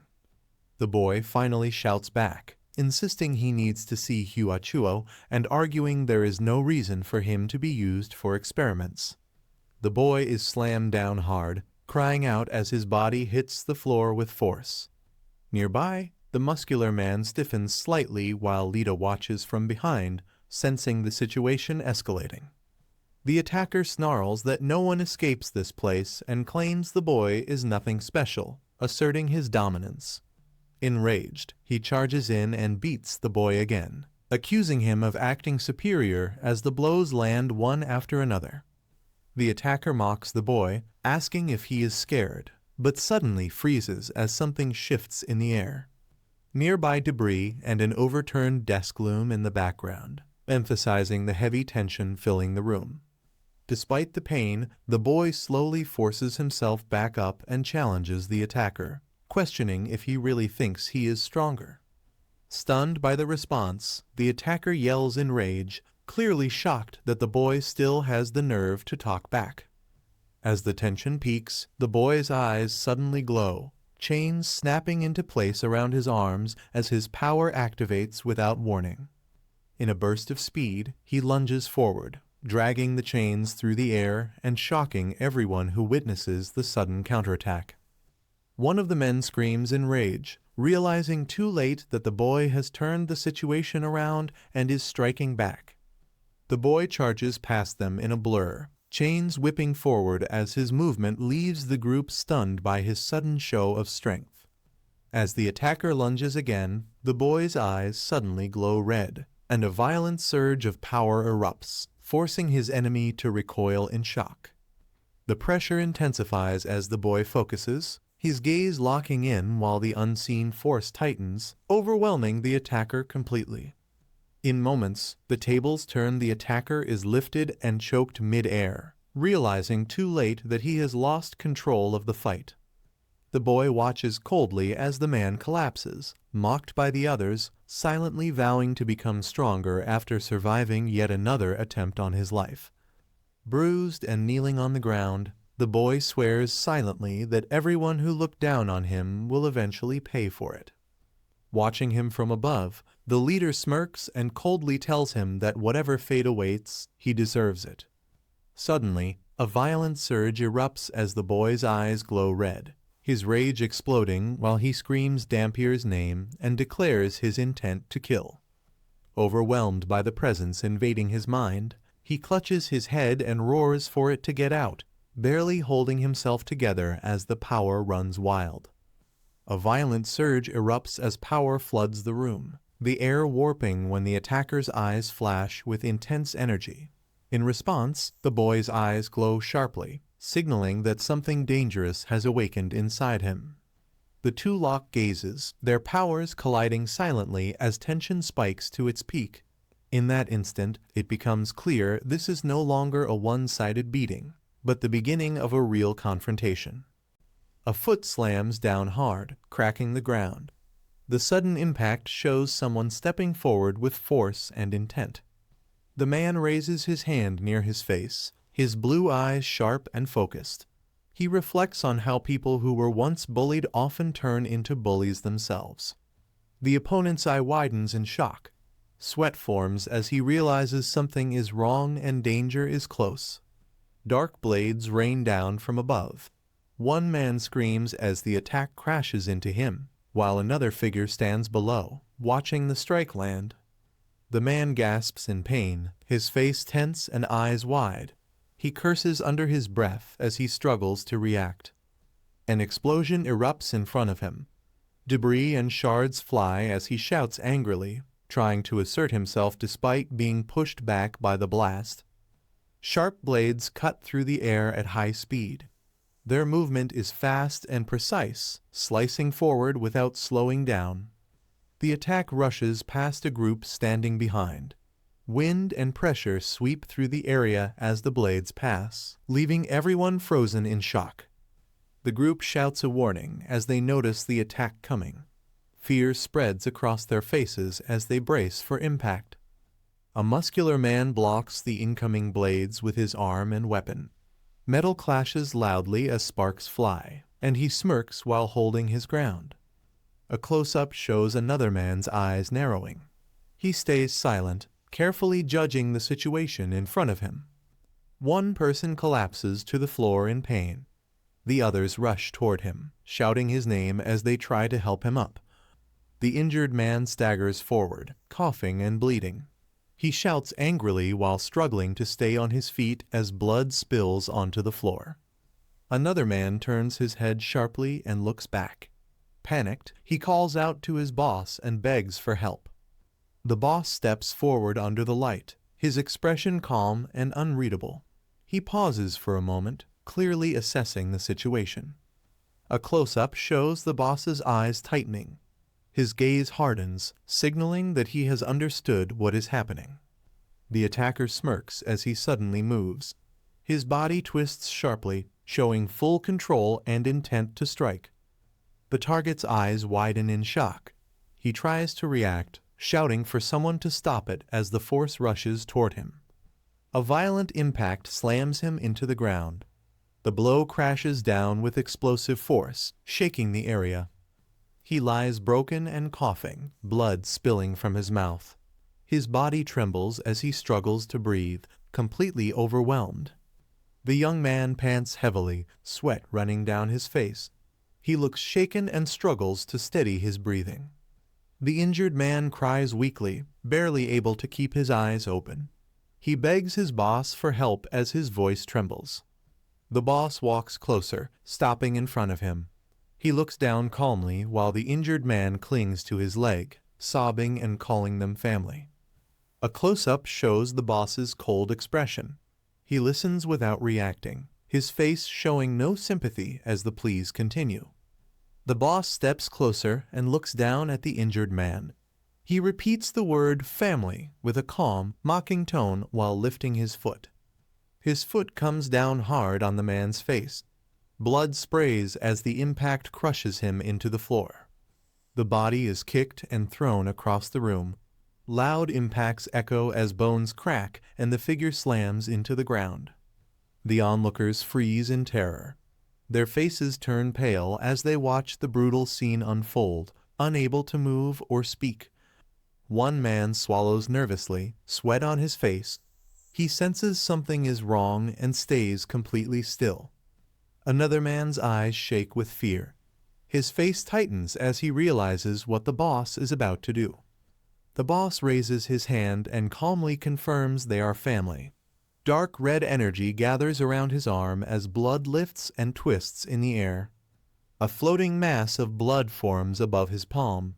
It spins violently, dripping and pulsing as everyone nearby gasps in shock. The blood mass spins violently in the air above the boss.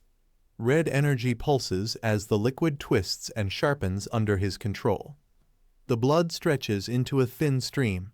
It begins to drip slowly, glowing as it moves downward. The stream pours straight into the injured man's open mouth. He lies on his back, unable to resist as the blood flows inside. His throat tightens as he swallows again and again. Blood spills around his lips while his body reacts in fear and pain. The young man freezes in shock. Goosebumps rise across his skin as he stares at the scene, unable to move. Someone speaks hesitantly, pointing out that the injured man was supposed to be a friend. The young man's eyes tremble as he hears this. The boss exhales slowly, blood staining his mouth. His breathing is steady, showing no regret or concern. He casually licks the blood from his fingers and asks who that person was. He dismisses the victim as nothing more than wasted space. The boss glances sideways, red energy drifting around him. His expression stays calm as he pauses before speaking. He tells the young man that he will now work for him. The young man shivers, sweat dripping as fear tightens his face. The young man asks what will happen if he refuses. The boss looks back with a cold, unreadable stare. The boss lets out a quiet laugh and casually waves his hand. The gesture makes the threat clear without needing words. The young man's face tightens as a sharp pain cuts across him. Blood spills immediately, and his eye shakes in panic. The boss speaks coldly, making it clear he never asked for an opinion. Blood moves on its own, slicing through the air at his command. Standing tall, the boss declares that he is giving an order. Red energy coils around his hand as the pressure in the room increases. The young man stares in horror as blood gushes uncontrollably from his wound. He realizes resistance is impossible, and that the command is absolute. One of the men steps forward confidently and tells the boss to leave it to him. He cracks his knuckles, ready to act, saying he will make the target understand. Another fighter moves into position beside him. Blood, mist, and pressure swirl lightly as both prepare to engage. The young man watches closely, clenching his teeth. He tries to understand the enemy's ability, but realizes he cannot read it at all. Someone shouts for him to give up already. The group closes in, weapons clicking as they surround him and cut off any escape. One of the attackers smiles and reassures him not to worry. She treats the situation lightly, clearly enjoying his fear. She suddenly lunges forward, calling it a welcome initiation. Her body twists midair as she attacks without hesitation. A sharp flash fills the scene. The young man's eye lights up as he reacts at the last moment, sensing the incoming strike.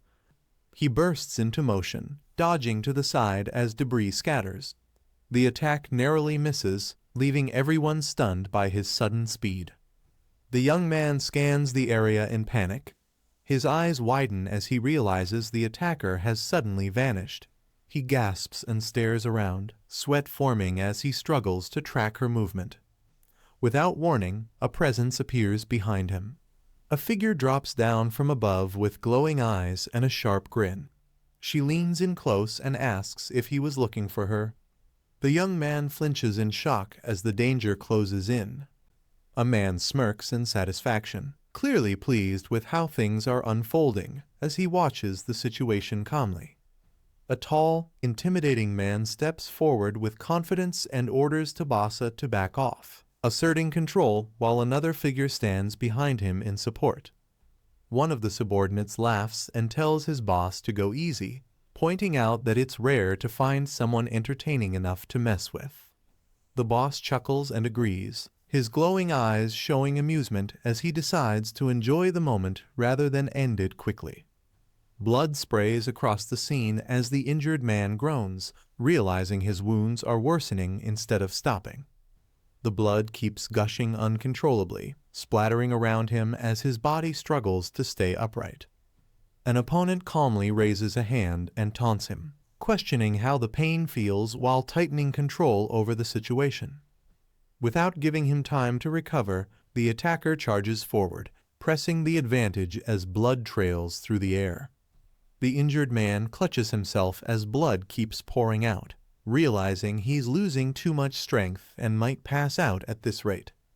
His opponent tightens a fist and moves in without hesitation, clearly deciding to finish things before he can recover. In a blur of motion, the man is struck and sent flying through the air, blood scattering as his body is thrown aside. The attacker calmly acknowledges his resistance, praising him for putting up a decent fight while remaining completely in control. The attacker dashes forward with a twisted smile, launching another strike as blood splatters from the impact. Weapons crash against each other as he effortlessly deflects the attack, metal ringing while he stays completely relaxed. Getting close, he mocks his opponent, admitting it's been a long time since he's had this much fun in a fight. The injured man narrowly dodges the follow-up slash, barely escaping as the attack cuts through the air where he stood. The attacker chuckles and praises his opponent, noting how quickly he manages to get back on his feet despite the damage. Excited by the fight, he swings his weapon in a wide arc and brings it down aggressively, enjoying every second of the exchange. The injured man twists his body at the last moment, reacting in shock as the attack narrowly misses him. In the next instant, the blow lands with full force, slamming down brutally as the attacker maintains complete dominance. The injured man crashes and slides across the floor, struggling to regain his footing after the heavy impact. The attacker casually lifts his hand, spinning the blood in the air as if it were completely under his control. Smirking confidently, he mocks his opponent for already being tired, showing no sign of slowing down.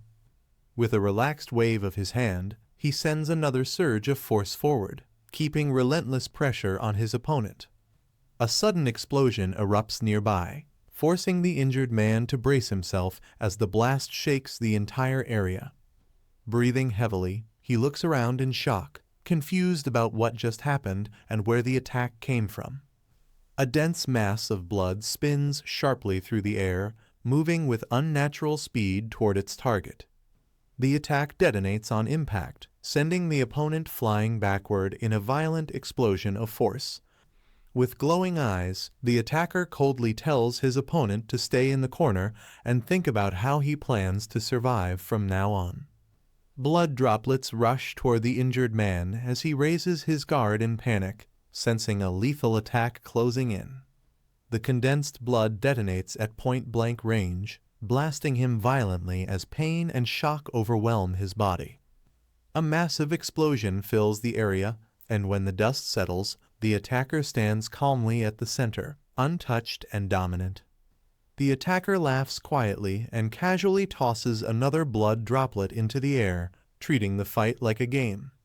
He calmly swallows and steadies himself, showing complete composure despite the chaos around him. Falling silent, he stares ahead with a cold, unreadable expression, fully assessing his opponent's condition. Moments later, the injured man is hurled into the wall, crashing hard and sliding down as the dust slowly settles. A voice angrily orders the men to stop hesitating and get back to work, demanding that the injured person be moved immediately. The subordinates respond at once and rush into action, dragging the situation forward without question. The scene shifts to a long, cold corridor where heavy footsteps echo, creating an oppressive and tense atmosphere. A large figure stomps forward through the hallway, each step shaking the ground as something dangerous approaches. The injured man glances sideways in disbelief, still trying to process what just happened and how overwhelming his opponent feels. As he peeks ahead, a chilling thought crosses his mind, questioning whether that man was really responsible for such power. Heavy footsteps draw closer, and the sight ahead makes him realize the attacker's arms have hardened like stone, radiating immense strength. Another man supports him from behind and tells him to conserve his energy, reminding him that he already lost a dangerous amount of blood earlier. Barely conscious, the injured man weakly asks to be put down, unable to resist any longer. He quickly pleads, promising he won't fight back and will leave immediately if released, hoping to survive.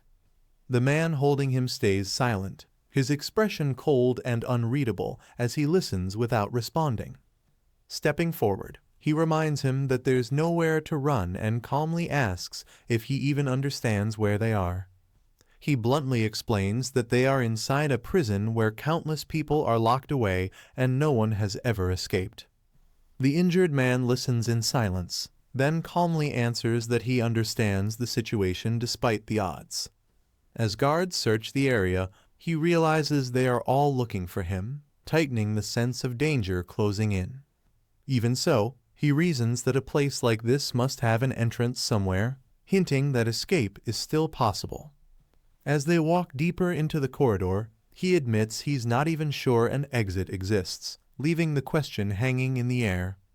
The other man glances back and says there's only one way to find out, clearly implying they'll have to move forward. He explains that this is Class 13, the lowest level of the prison, where inmates receive the worst treatment, with 12 other classes stacked above it. Hearing that Class 13 lies at the deepest point of the prison, the realization sinks in that they are trapped at the very bottom. He explains that escaping means fighting through every other class, but quickly shuts down the idea, saying the prisoners would try to kill him the moment they meet. He adds that survival would first require dealing with each class leader, since all the classes hate one another and won't let anyone pass freely. Thinking about the blood manipulator, he notes that while the man despises weakness, he won't kill him outright unless he fights back. In the end, he warns that the safest choice is to obey orders, because resisting would only result in having every drop of blood drained away. Horrified, he questions whether he's really expected to submit to such a monster, recalling how the man even killed his own people. Fear grips him as he falls silent, realizing the situation is far worse than he imagined.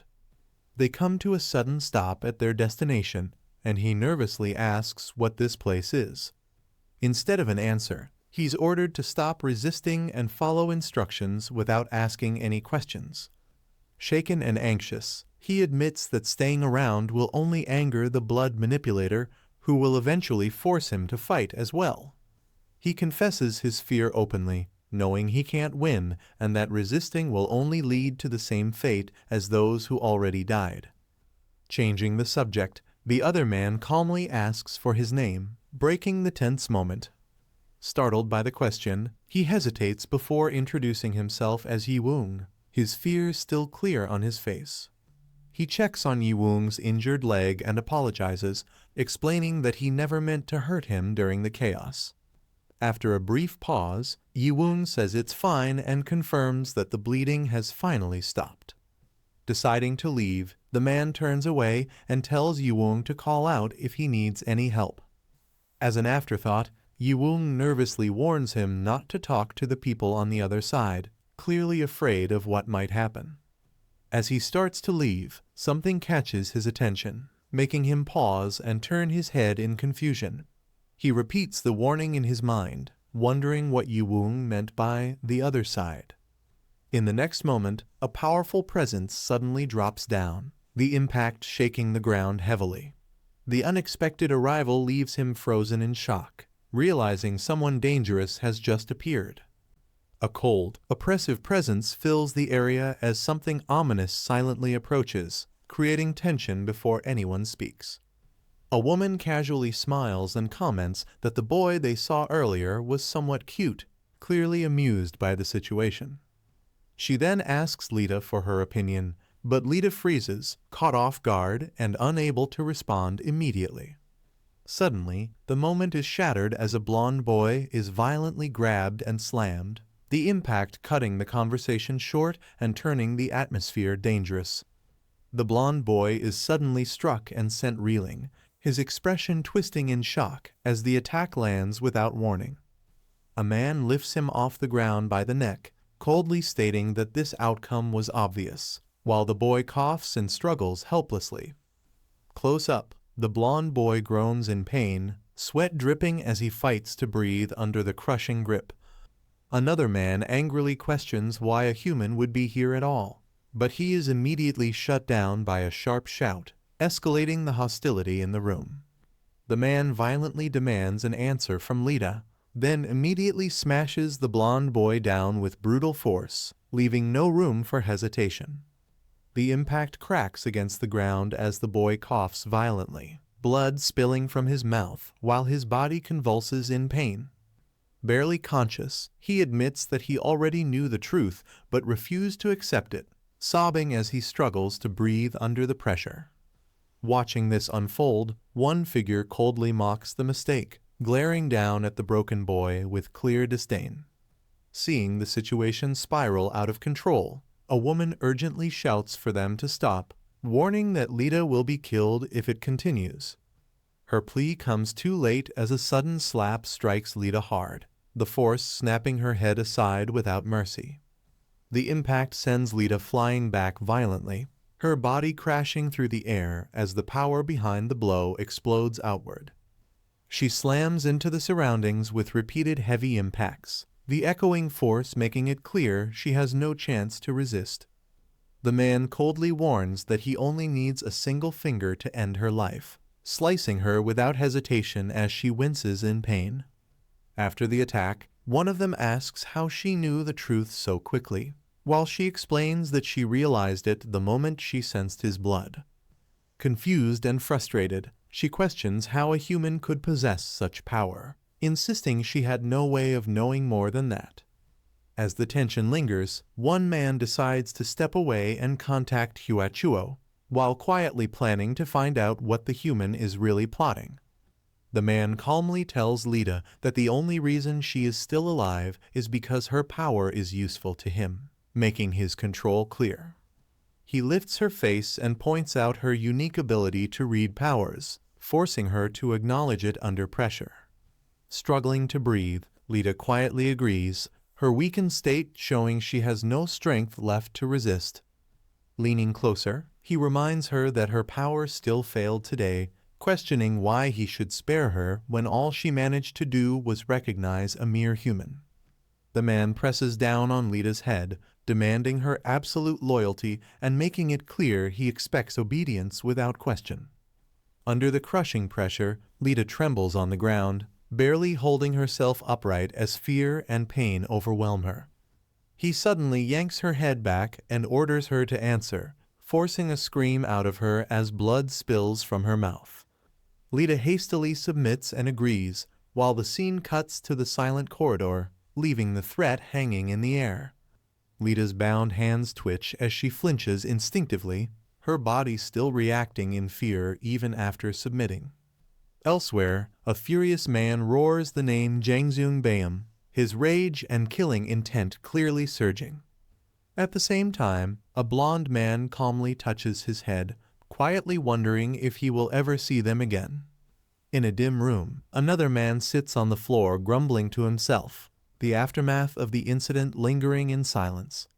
Sitting alone, the boy lets out a tired sigh, admitting to himself that he will probably die long before any hope of escape arrives. Footsteps approach as someone carries a bowl filled with food, the sound breaking the heavy silence of the room. The boy looks up in surprise and asks if the food is meant for him, hesitating as the person in front of him stops. The bowl is placed down with a soft clack, confirming it is indeed for him and marking a small but unexpected shift in his situation. As the food is left behind, the boy urgently calls out, complaining that he cannot even eat properly in his current condition. The person pauses at the doorway and stops without turning around, letting the complaint hang in the air. After a brief glance back, he calmly states that the boy possesses powers, revealing he already knows the truth. The boy reacts with confusion and pain, groaning softly as the realization hits him. The boy suddenly reacts in shock as he senses something activate, his expression shifting from confusion to alarm. A strange object floats unsteadily in the air, wobbling as he concentrates, realizing he has never needed this level of precision before. He steadies his focus and carefully flicks it, regaining control as the movement finally stabilizes. Watching with a smirk, the other man casually suggests that with such control, the boy could easily cut off his restraints. The boy's eyes widen in shock as he suddenly realizes what is happening, sensing danger at the last second.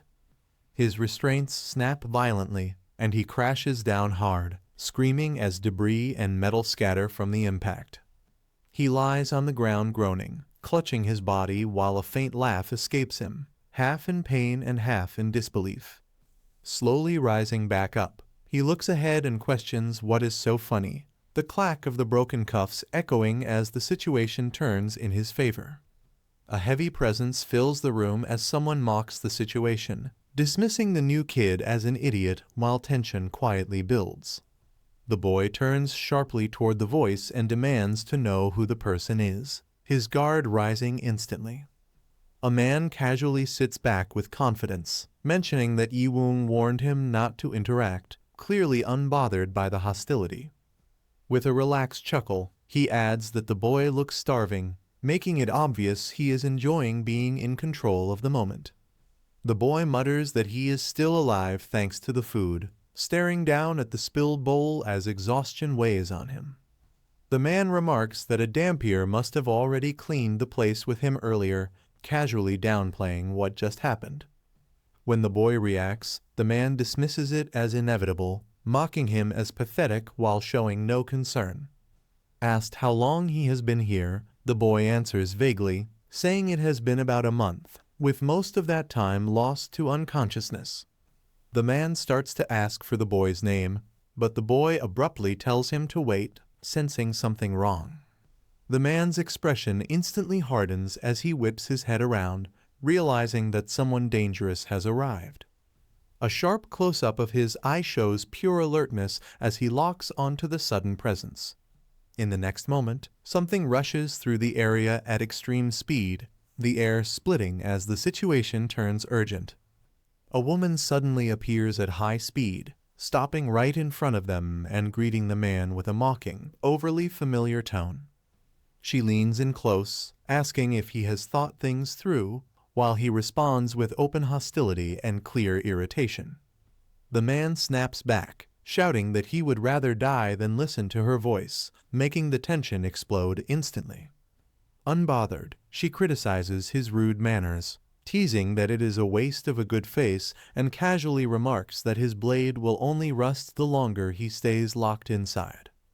The man's expression sharpens as killing intent flashes through his eyes, the atmosphere turning deadly in an instant. He unleashes a brutal slash, cutting down his target with overwhelming force as blood and impact lines explode across the scene. Standing amid the aftermath, he pants lightly with his blade in hand, the defeated bodies scattered below him. Watching closely, the woman smirks and admits that breaking through Class 12 would not have been possible without him, even if they might have survived anyway. The man bluntly states that he only acted for his class, making it clear he had no intention of helping anyone else. As the aftermath settles, he asks why the boy risked his life, pointing out that his actions directly saved 2 people. The question hits hard, and the boy freezes in shock, suddenly realizing the weight of what he actually did. The man stays silent, offering no answer, leaving the moment hanging with heavy tension. The woman grins and offers a deal, saying she will speak to their boss if the boy brings the others back alive. Laughing it off, she adds that he can earn forgiveness by killing them and rejoining their side. The man beside her snickers, clearly entertained by how casually the offer is made. Coldly rejecting it, he remarks that such a proposal sounds exactly like something people with no self-respect would ask. The woman urgently warns that the Dampier will start killing soon, stressing that she is not exaggerating the danger. Losing his patience, the man snaps back and harshly tells her to get out of his face, shutting her down completely. She pauses in silence, studying him with a thoughtful look as she quietly weighs his reaction. With a cold glare, he states that he does not want things to end this way, invoking the name of the great Chiak Yongyong as the tension peaks. A sudden movement cuts through the air, snapping the tension as something fast and unseen closes in. The boy's eye widens in shock, sweat forming as he realizes the name he just heard carries terrifying weight.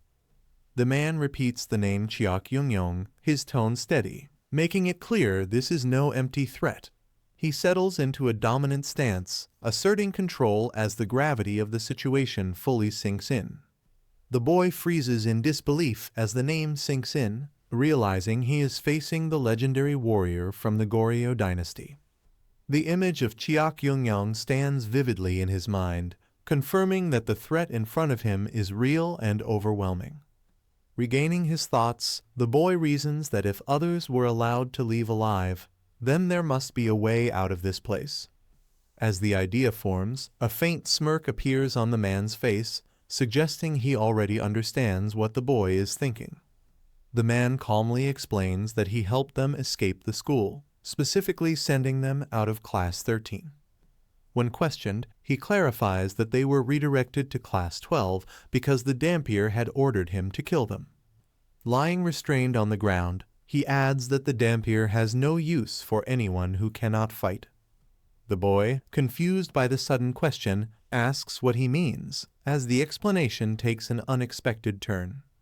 The man scoffs that killing people who cannot even fight feels pointless, then admits the boy turned out better than he expected. He questions whether the ones who escaped are truly safe now, forcing the boy to confront the reality of the situation. He explains that for now they are fine, since he wiped out everyone in Class 12 who tried to attack them. However, he adds that they are still trapped inside the school, powerless, and unable to escape on their own. The boy listens in shock as the man calmly says he did everything he could to help them, even if it meant ending up chained in that place himself.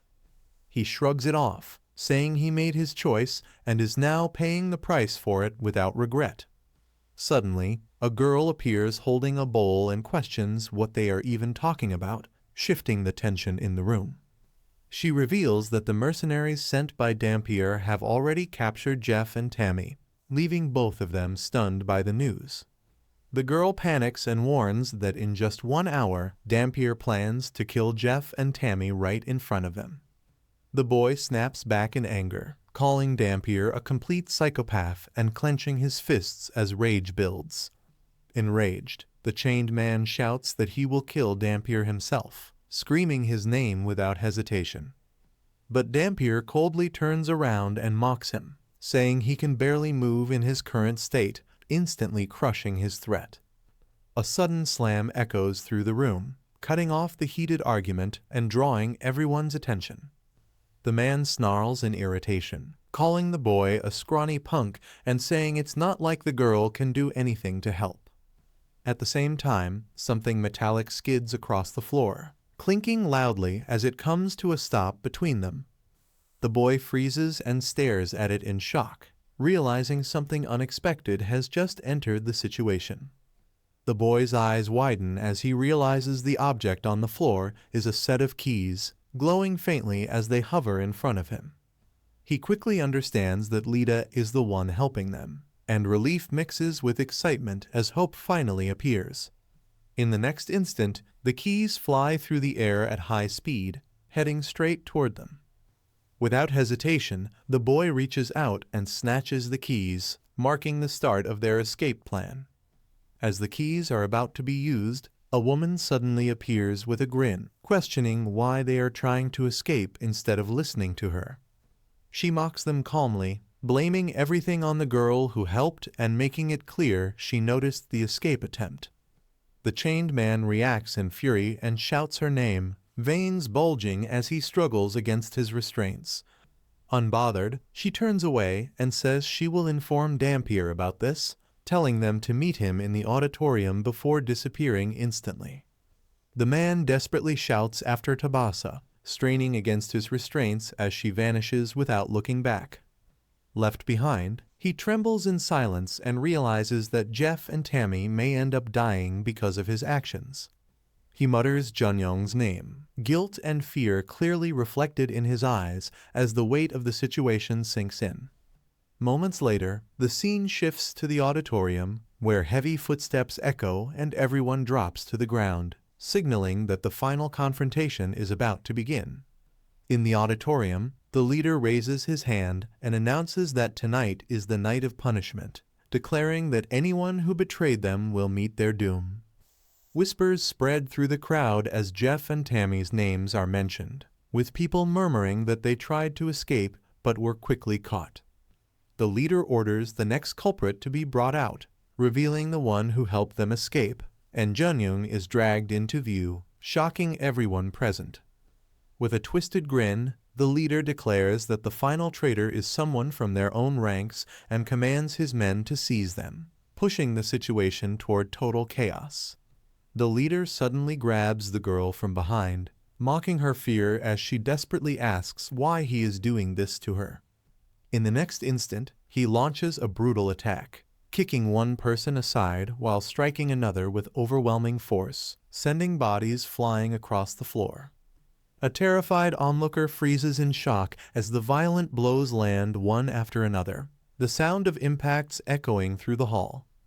One victim collapses to the ground in pain, barely able to move, while the attacker steps forward calmly, asserting complete control over the situation. The leader grins and signals to continue, ordering his men to start the execution without hesitation. One subordinate raises his weapon high, preparing to strike as the captive struggles helplessly beneath his grip. Just as the blade swings down, a sudden disturbance cuts through the air, shocking everyone and halting the attack mid-motion. A desperate shout rings out, forcing all eyes to turn as the execution is abruptly interrupted at the last second. He drops to his knees and begs, offering to obey anything as long as the others are spared. The leader laughs at the sight, mocking him for kneeling and enjoying his complete humiliation. Even after hearing the plea, the leader coldly rejects it, saying that submission alone isn't enough for him. Without hesitation, he brings his weapon down again, striking him brutally and making it clear the violence isn't over yet. The attacker doesn't stop, launching another violent combination and smashing him down while demanding confirmation that he'll obey. A heavy blow slams into his body, leaving him sprawled on the floor and completely overwhelmed by the assault. Gritting through the pain, he desperately reaches out and grabs onto the attacker, trying to stop the next strike. Screaming in agony, he finally gives in again, begging them to let the others go as the beating continues. After crushing him into the ground, the leader finally agrees to the deal and orders his men to let the captives go. Lying face down and barely conscious, he forces out a weak laugh, relieved that his sacrifice worked. As the tension eases, his battered face is shown up close, bloodied but still conscious after enduring the beating. With the danger momentarily over, he struggles to get up while someone rushes to check on Lita, calling out to her in concern. Just when everyone thinks it's over, the leader changes his tone, saying it's only fair he gets something in return for agreeing. He drags the battered man back up, reminding him of his promise and coldly confirming that he'll obey any order. As fear spreads, the demand becomes clear and the situation turns even more horrifying than before. The leader gives his final command, ordering him to kill the others himself, pushing him into an impossible choice. Hearing the order, he snaps back in rage, cursing the leader and refusing to accept such a twisted demand. The leader only laughs, mocking him and pointing out that backing out now would mean breaking his own promise. In a sudden, shocking move, the leader turns his violence elsewhere, striking without warning and sending a body crashing down. The brutal impact leaves everyone frozen in horror, their faces filled with shock as they realize the situation has taken an even darker turn. Trembling and barely standing, he calls out Young-Young's name and asks him to look after Tammy, sensing something is about to change. As blood drips down his face, his grip tightens and a strange power surges through him, shocking everyone nearby. Someone demands to know what he's doing, but the answer becomes clear as an overwhelming aura erupts from his body. His eyes glow with violent energy, and even while wounded, he reveals that he still has a way to fight back, turning the tables in an instant. Blue lightning gathers into a dense sphere as an unstable surge of power forms in front of him, crackling violently through the air. Seeing the energy build, someone screams Jeff's name in panic as his face twists in shock and pain. The power explodes outward, completely engulfing him in a storm of blue flames and lightning as he roars in agony. The blast detonates with a thunderous impact, shaking the entire area and leaving everyone stunned by the sheer force of the attack. The explosion settles, and a scream echoes as the aftermath reveals someone has been completely taken out by the blast. Smoke clears to show the body collapsing, the attack having ended instantly and without mercy. The leader calmly explains that he survived only by using someone else as protection, smirking at how easily things turned in his favor. Stepping forward without hesitation, he declares one target down and casually suggests moving on to the next victim, sending fear through everyone still standing. Grinding his teeth, he struggles to hold himself together as rage boils over. His expression twists, veins bulging as he snaps and unleashes his fury. He roars Dampier's name, openly declaring his intent to kill him. The shout echoes through the area, signaling that the confrontation has fully crossed the point of no return. The scene begins with a chilling silence as a hand begins to disintegrate. Jeff's body crumbles into ash, turning into nothing but dust that scatters into the cold air. Standing alone in the wreckage, a witness watches in absolute horror. As the last of the remains vanish into the wind, they can only whisper one name in disbelief: Jeff. The atmosphere grows heavy with tension and grief. Overwhelmed by the loss, the survivor grits their teeth in a silent, agonizing display of fury and pain. Tears stream from glowing eyes as the boy's power begins to crackle and surge. Consumed by rage, he lashes out at his enemy, trembling as he cries out, "You coward! You're a goddamn monster!" Driven by an unstoppable rage, the boy's eyes erupt with a blinding blue light as energy swirls violently around him. He stares down his opponent, his voice trembling with conviction as he vows, "I won't let you get away with this, Dampier." Those standing nearby are left in a state of utter disbelief, their expressions frozen in shock. They can only watch helplessly as the boy's power reaches a terrifying peak, sensing that the situation has spiraled completely out of control. Despite the tears of grief falling from his eyes, the boy pours every ounce of his strength into a devastating downward strike. A thunderous bang echoes through the air as his fist makes contact, releasing a blinding surge of concentrated force. The impact triggers a catastrophic explosion that tears the surroundings apart. A massive blast wave radiates outward, sending debris flying as the sheer scale of his power levels everything in its path. Driven by a thirst for vengeance, the boy erupts in a desperate rage. He turns to his ally and demands immediate retribution, screaming at the top of his lungs for the enemy to be eliminated. "Go! Kill him! Make him pay!" The fighter accepts the command with a dark, confident smirk. As he prepares to step into the fray, he menacingly twists his wrist and readies his body for the coming slaughter, responding with a single, chilling word: "Gladly." Unfazed by the threat, the opponent bursts into a fit of mocking laughter. He looks on with pure arrogance, dismissing the fighter as a mere loser and treating the impending battle like a source of amusement, tauntingly remarking, "I'm sure this'll be good." The atmosphere turns heavy as the true battle begins. With a sharp, resounding clap of his hands, a surge of power is unleashed. The focus shifts entirely to the target of their fury as the name of the monster is hissed into the air: Dampier. The hero channels his inner power, pulling a blade of pure blue energy directly from his body as a blinding light consumes the room. With his eyes glowing with newfound intensity, he prepares to unleash his full strength against the monster before him. Standing tall and engulfed in a spiritual aura, he points his weapon at his enemy with unwavering resolve. He makes his intentions clear, declaring that the time for games is over. It's time you pay the price for all the terror you've inflicted. The scarred antagonist merely snickers at the display of power. He dismisses the hero's reputation with an arrogant, fanged grin, taunting his opponent by saying, "You know, some say you are actually stronger than me, but I don't see it." Enraged by the mockery, the hero lunges forward with incredible speed, shattering the ground in his wake. He lets out a final, decisive roar, screaming, "You're dead," as he delivers a crushing blow intended to end the conflict once and for all. The battle reaches a fever pitch as a shocked witness cries out for Hassan.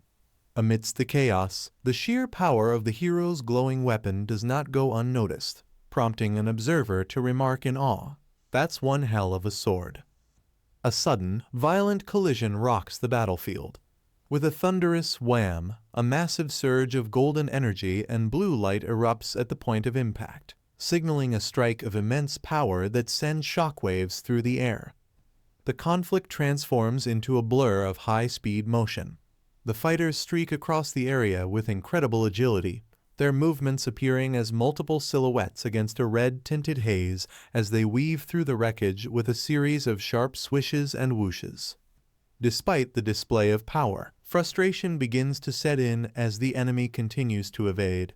Gritting his teeth in annoyance, the fighter lets out an exhausted shout, taunting his opponent for their constant retreating by yelling, "Are you just gonna keep running away?" With his resolve hardened, the fighter tightens his grip on his weapon. He channels his spiritual energy into the hilt, his hand trembling slightly as a blue aura swirls around the blade in preparation for a final, decisive strike. In a sudden explosion of speed, he lunges forward and brings the blade down with lethal intent. A massive trail of energy follows the arc of his weapon as he executes a powerful slash, cutting through the air with terrifying precision.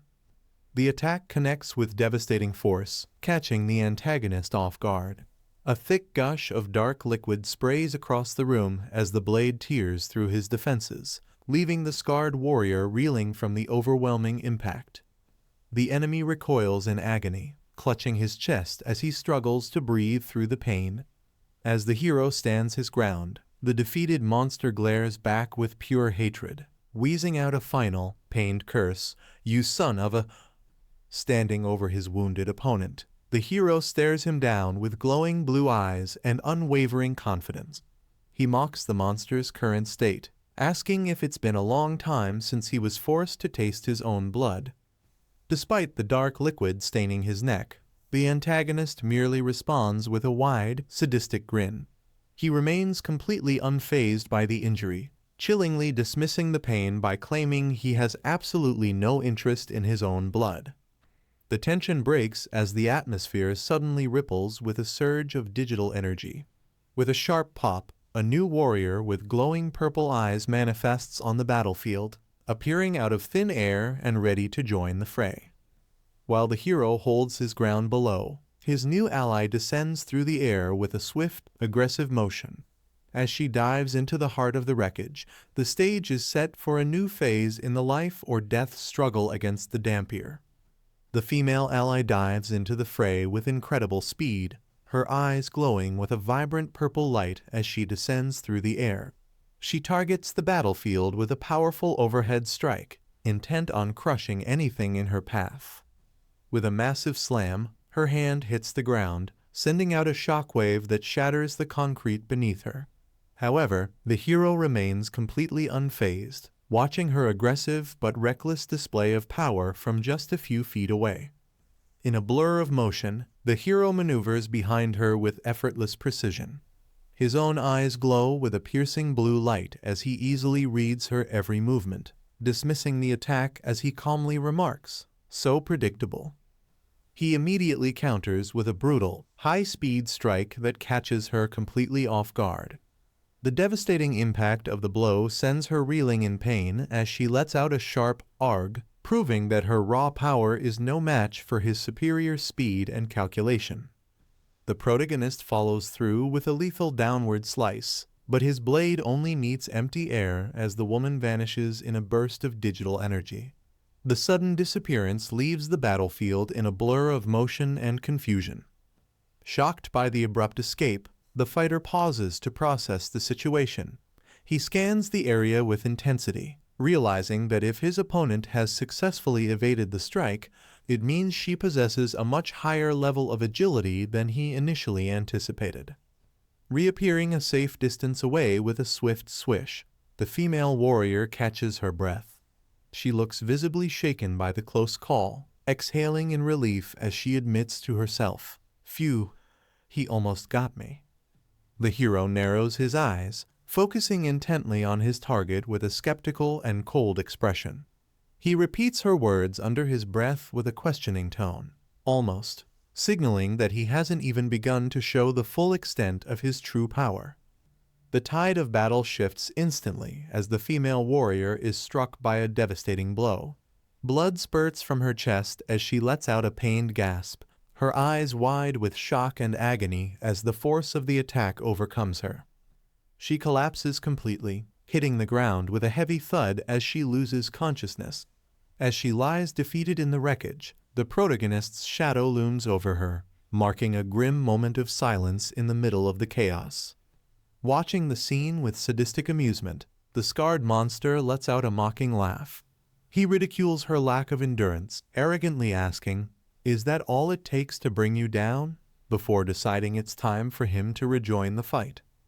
Refusing to back down, the hero ignites his power and lunges forward in a high-speed dash. With his eyes glowing a fierce blue, he screams out a challenge to his enemy, Dampier, while the monster merely clicks his tongue in annoyance at the incoming strike.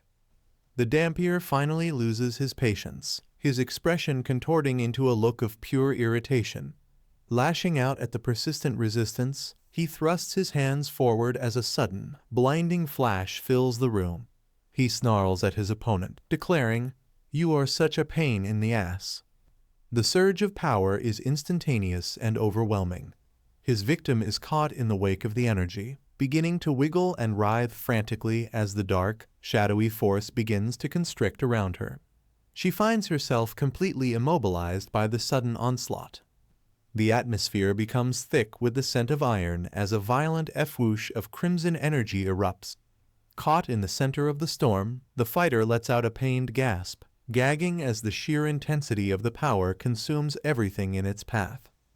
With a sickening spurt, the technique reaches its full, terrifying scale.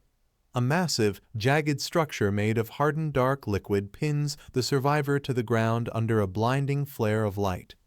The witness stares in disbelief, gasping, "Is that a net made of blood?" The dark technique intensifies as the blood-like tendrils begin to spin and twist with violent speed.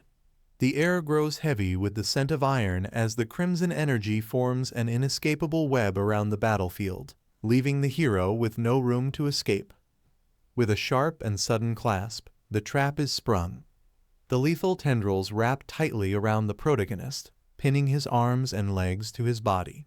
He finds himself completely neutralized and immobilized, unable to move a single muscle as the Dampier's power constricts him.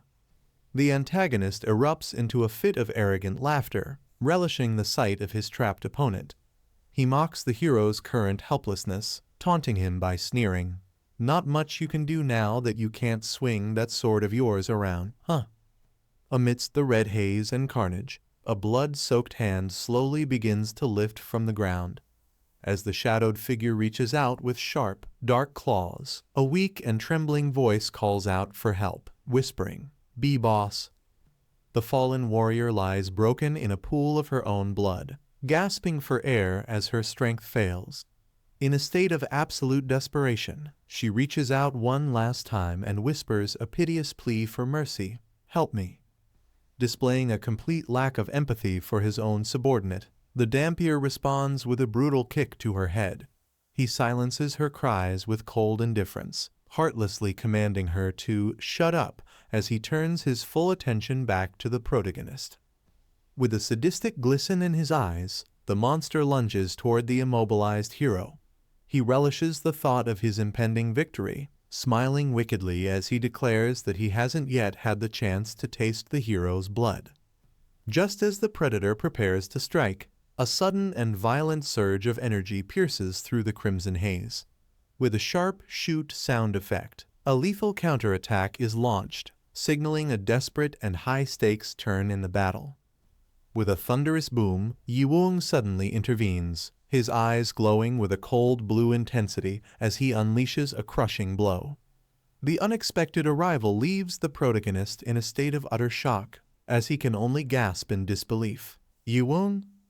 The impact catches the Dampier completely off guard, shattering his arrogance in an instant. His eyes widen in genuine shock and pain as the force of the strike ripples through him, leaving him staggered and vulnerable for the first time in the battle. The sound of bones snapping echoes through the wreckage as the antagonist's arm is twisted and broken by the sheer power of the intervention. Consumed by agony and rage, he lets out a blood-curdling scream. "Uahog! UF*seeking bastard!" Before the monster can recover, the momentum shifts further as another attack is launched to press the advantage. A lethal bolt of energy is fired with pinpoint accuracy, cutting through the air with a sharp shoot as it heads straight for the weakened enemy. With a swift and precise motion, the energy blade slices through the crimson trap. The blue dagger cuts deep into the heart of the constriction, shattering the Dampier's immobilization technique in a single, fluid strike. The blood net explodes into fragments as the technique is completely neutralized. The dark, red structures splatter and dissipate into the air, finally releasing the survivors from the suffocating grasp of the monster's power. Free at last, Yuwong gives a confident thumbs up to his comrade. He signals that the barrier has been destroyed, calling out to his friend to press the advantage. I cut the blood net, you can move now, Yongyong. Yongyong readies his own blade with a sharp, resounding ring.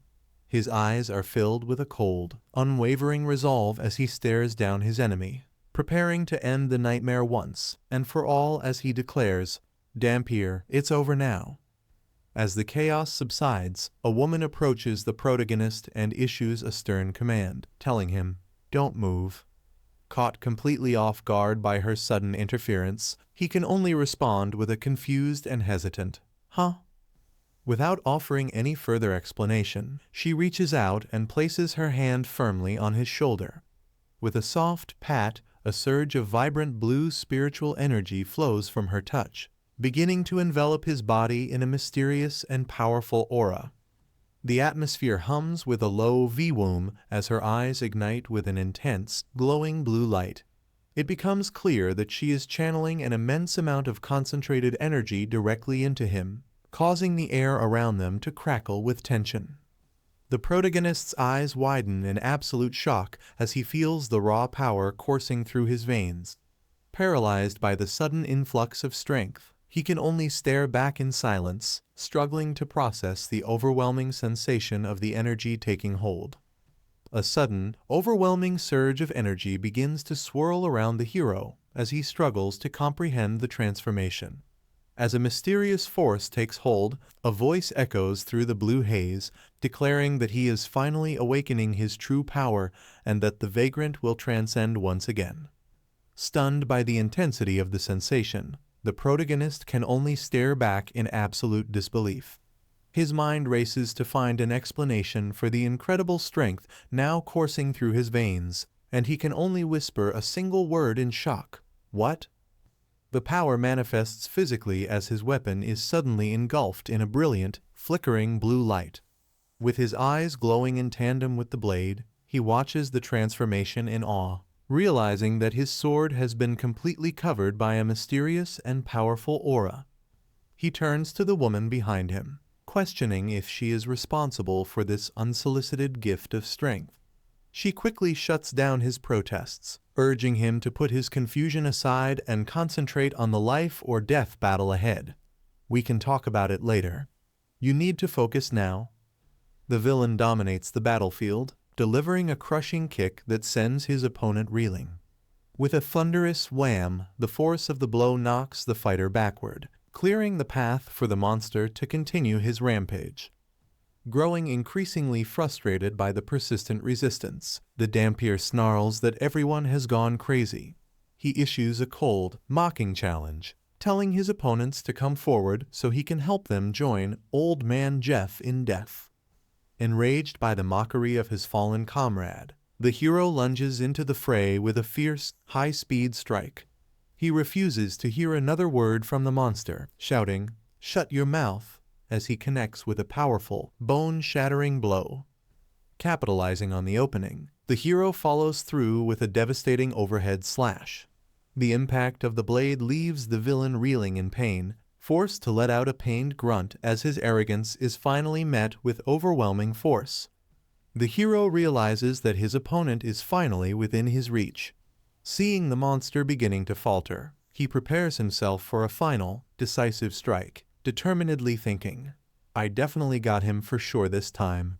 I need to end this with one blow. The villain's body begins to give out under the pressure of the previous attacks. He hunches over in absolute agony, letting out a pained gag and coughing up a dark spray of blood as his strength rapidly fades. With his resolve at a boiling point, the protagonist's eyes flare with an intense, glowing blue light. He launches into a high-speed charge, letting out a primal roar of "Gra!" as he pours every ounce of his energy into his next move.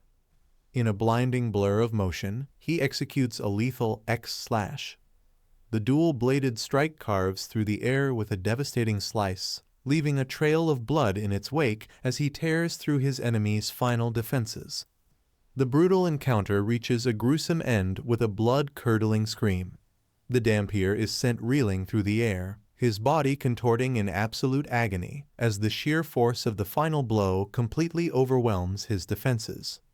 Crashing to the cold floor, the once formidable warrior lies in the wreckage, trembling and shaking with uncontrollable shock. He stares at the bloody floor in a daze, wheezing out a pained realization as he gasps, "My arm."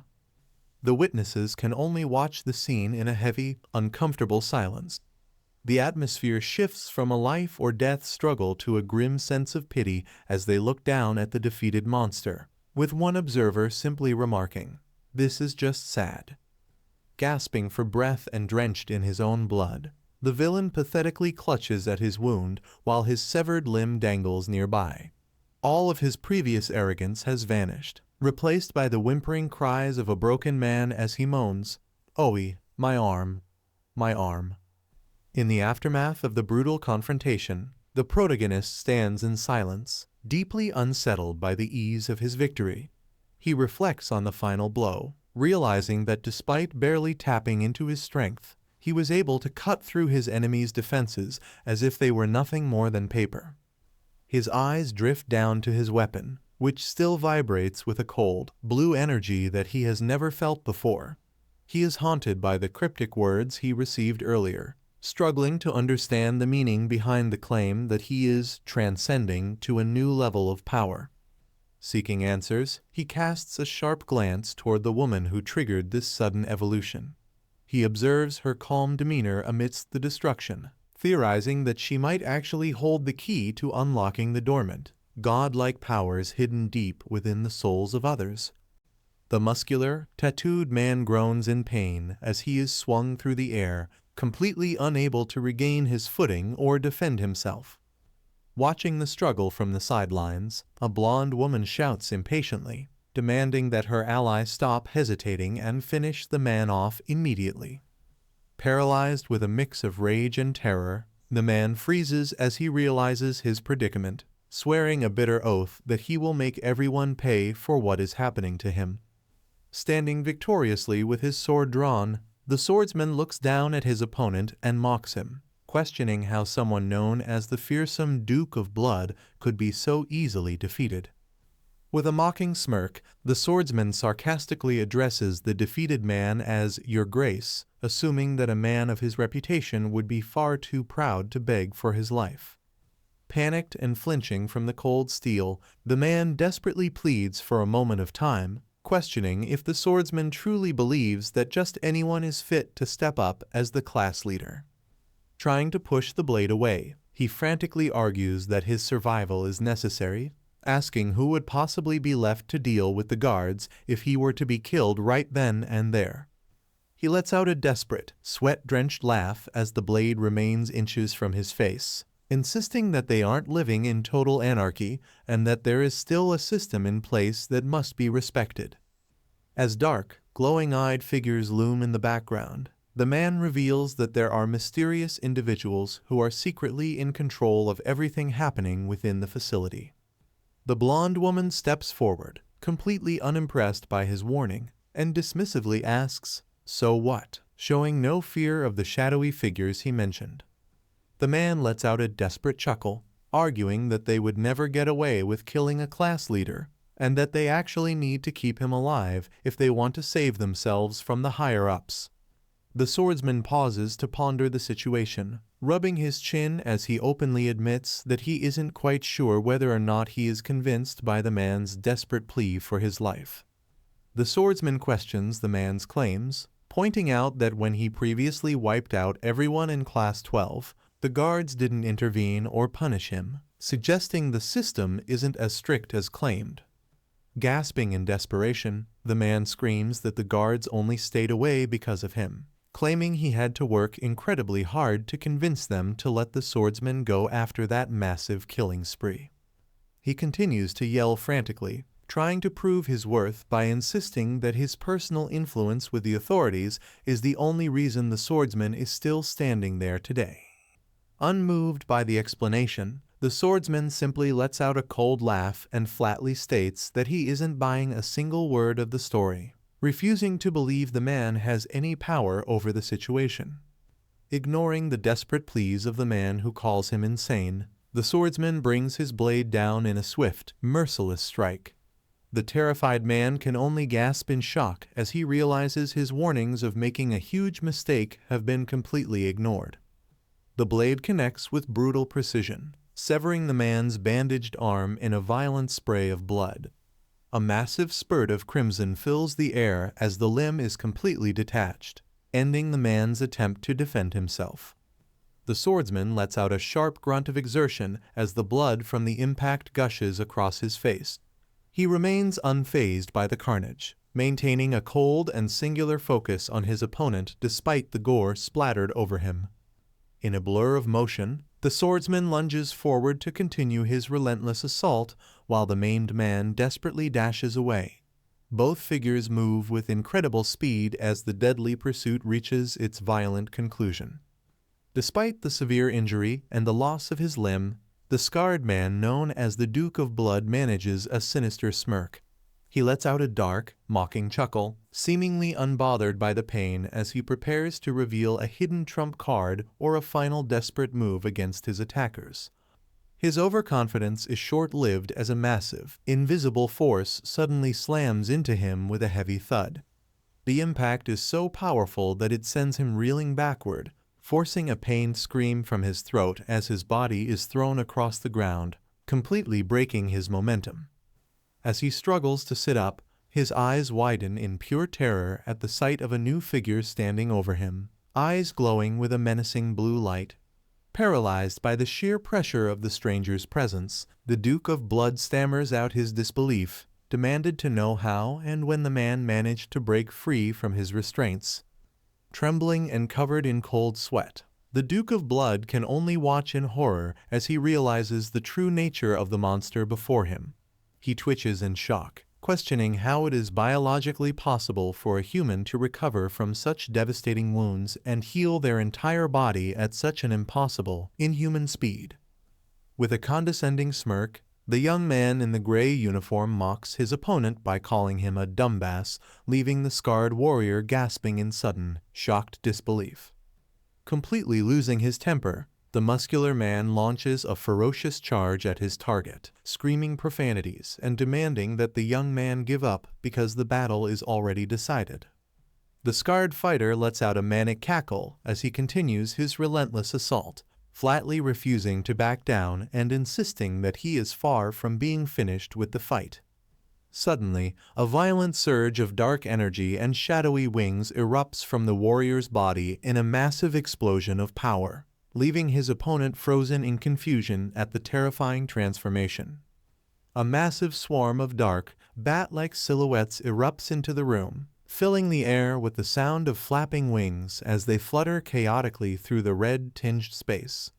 Visibly annoyed by the sudden distraction, the swordsman clicks his tongue before unleashing a powerful, wide, sweeping slash to clear the path directly in front of him. The blade slices clean through the shadowy energy with a brilliant flash of light, causing a violent gush of dark fluid to erupt as the strike connects with its target. Despite the successful counterattack, the remaining shadows continue to surge forward in a relentless flutter of wings, completely overwhelming the battlefield with their constant movement. In the aftermath of the transformation, a young man gasps in pure shock, admitting to the blonde woman that he had absolutely no idea their opponent was capable of such a supernatural feat. The blonde woman gazes off with a somber expression, revealing that while she knew about the man's secret ability, she never expected he would use it as a desperate means of escape. As the last of the shadowy bat-like creatures is sliced through with a cold, precise stroke of the blade, the swordsman dismisses the escape as irrelevant now that the immediate threat has been neutralized. Raising his sword high into the air, the swordsman victoriously shouts to the gathered crowd that the Dampier has finally been driven away, declaring Class 13 officially free from his reign of terror. Amidst the lingering tension, the survivors exchange looks of cautious hope, stammering out questions to confirm if the nightmare is truly over.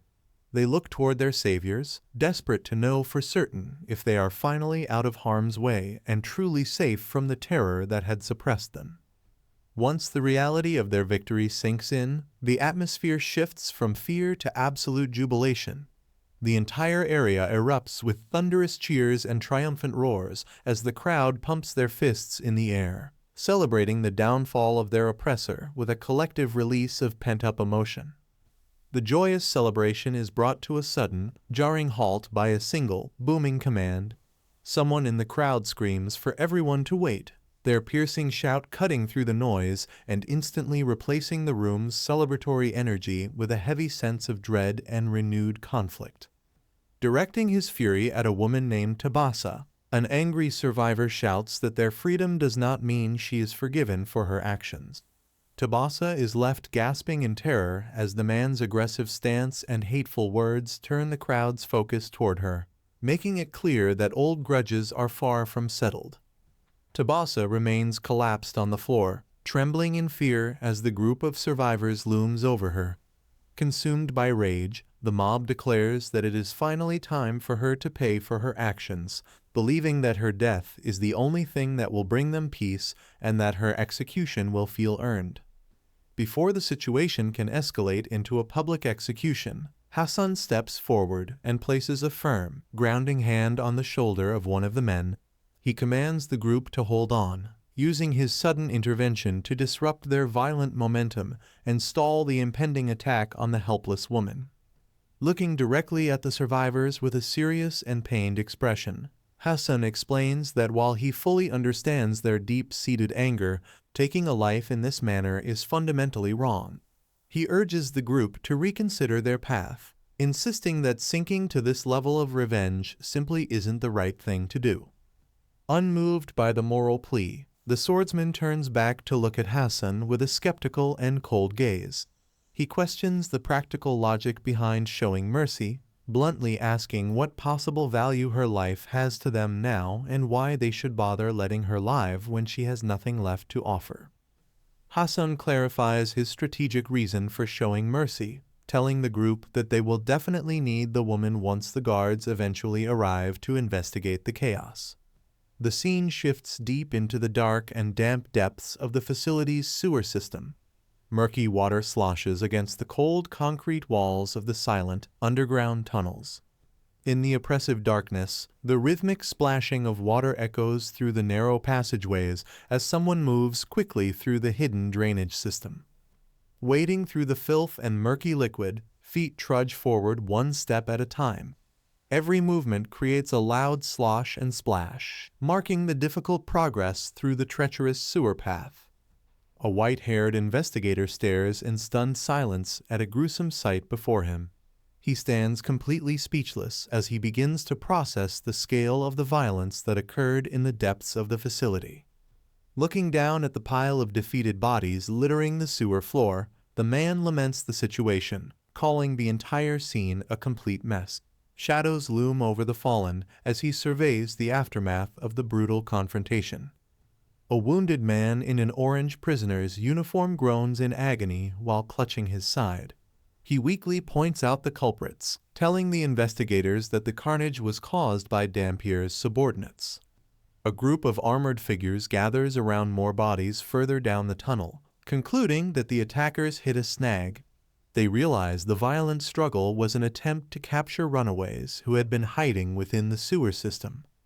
Gunther, the white-haired man, looks determined as he issues a direct order to establish a communication link. He commands his subordinate to patch him through to a person named Yuffie immediately to report on the situation.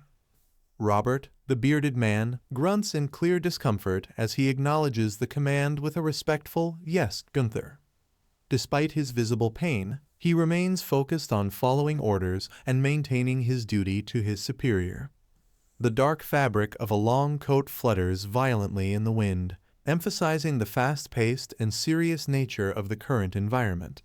The atmosphere remains heavy and tense as the group prepares to transition to their next location.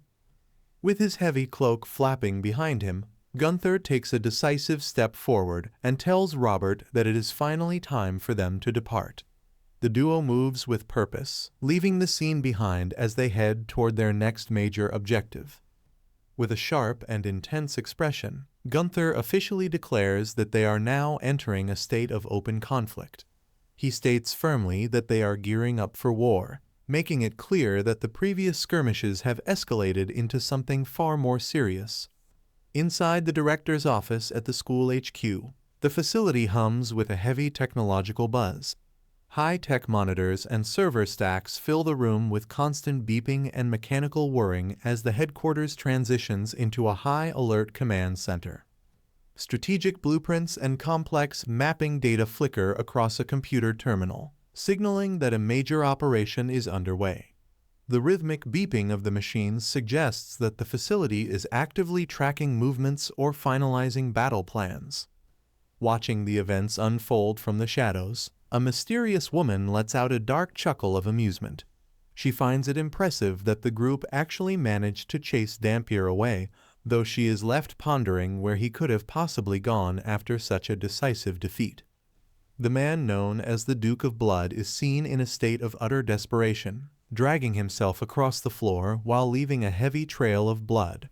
He groans in agonizing pain, cursing the fact that his leg has been severely injured alongside the rest of his body.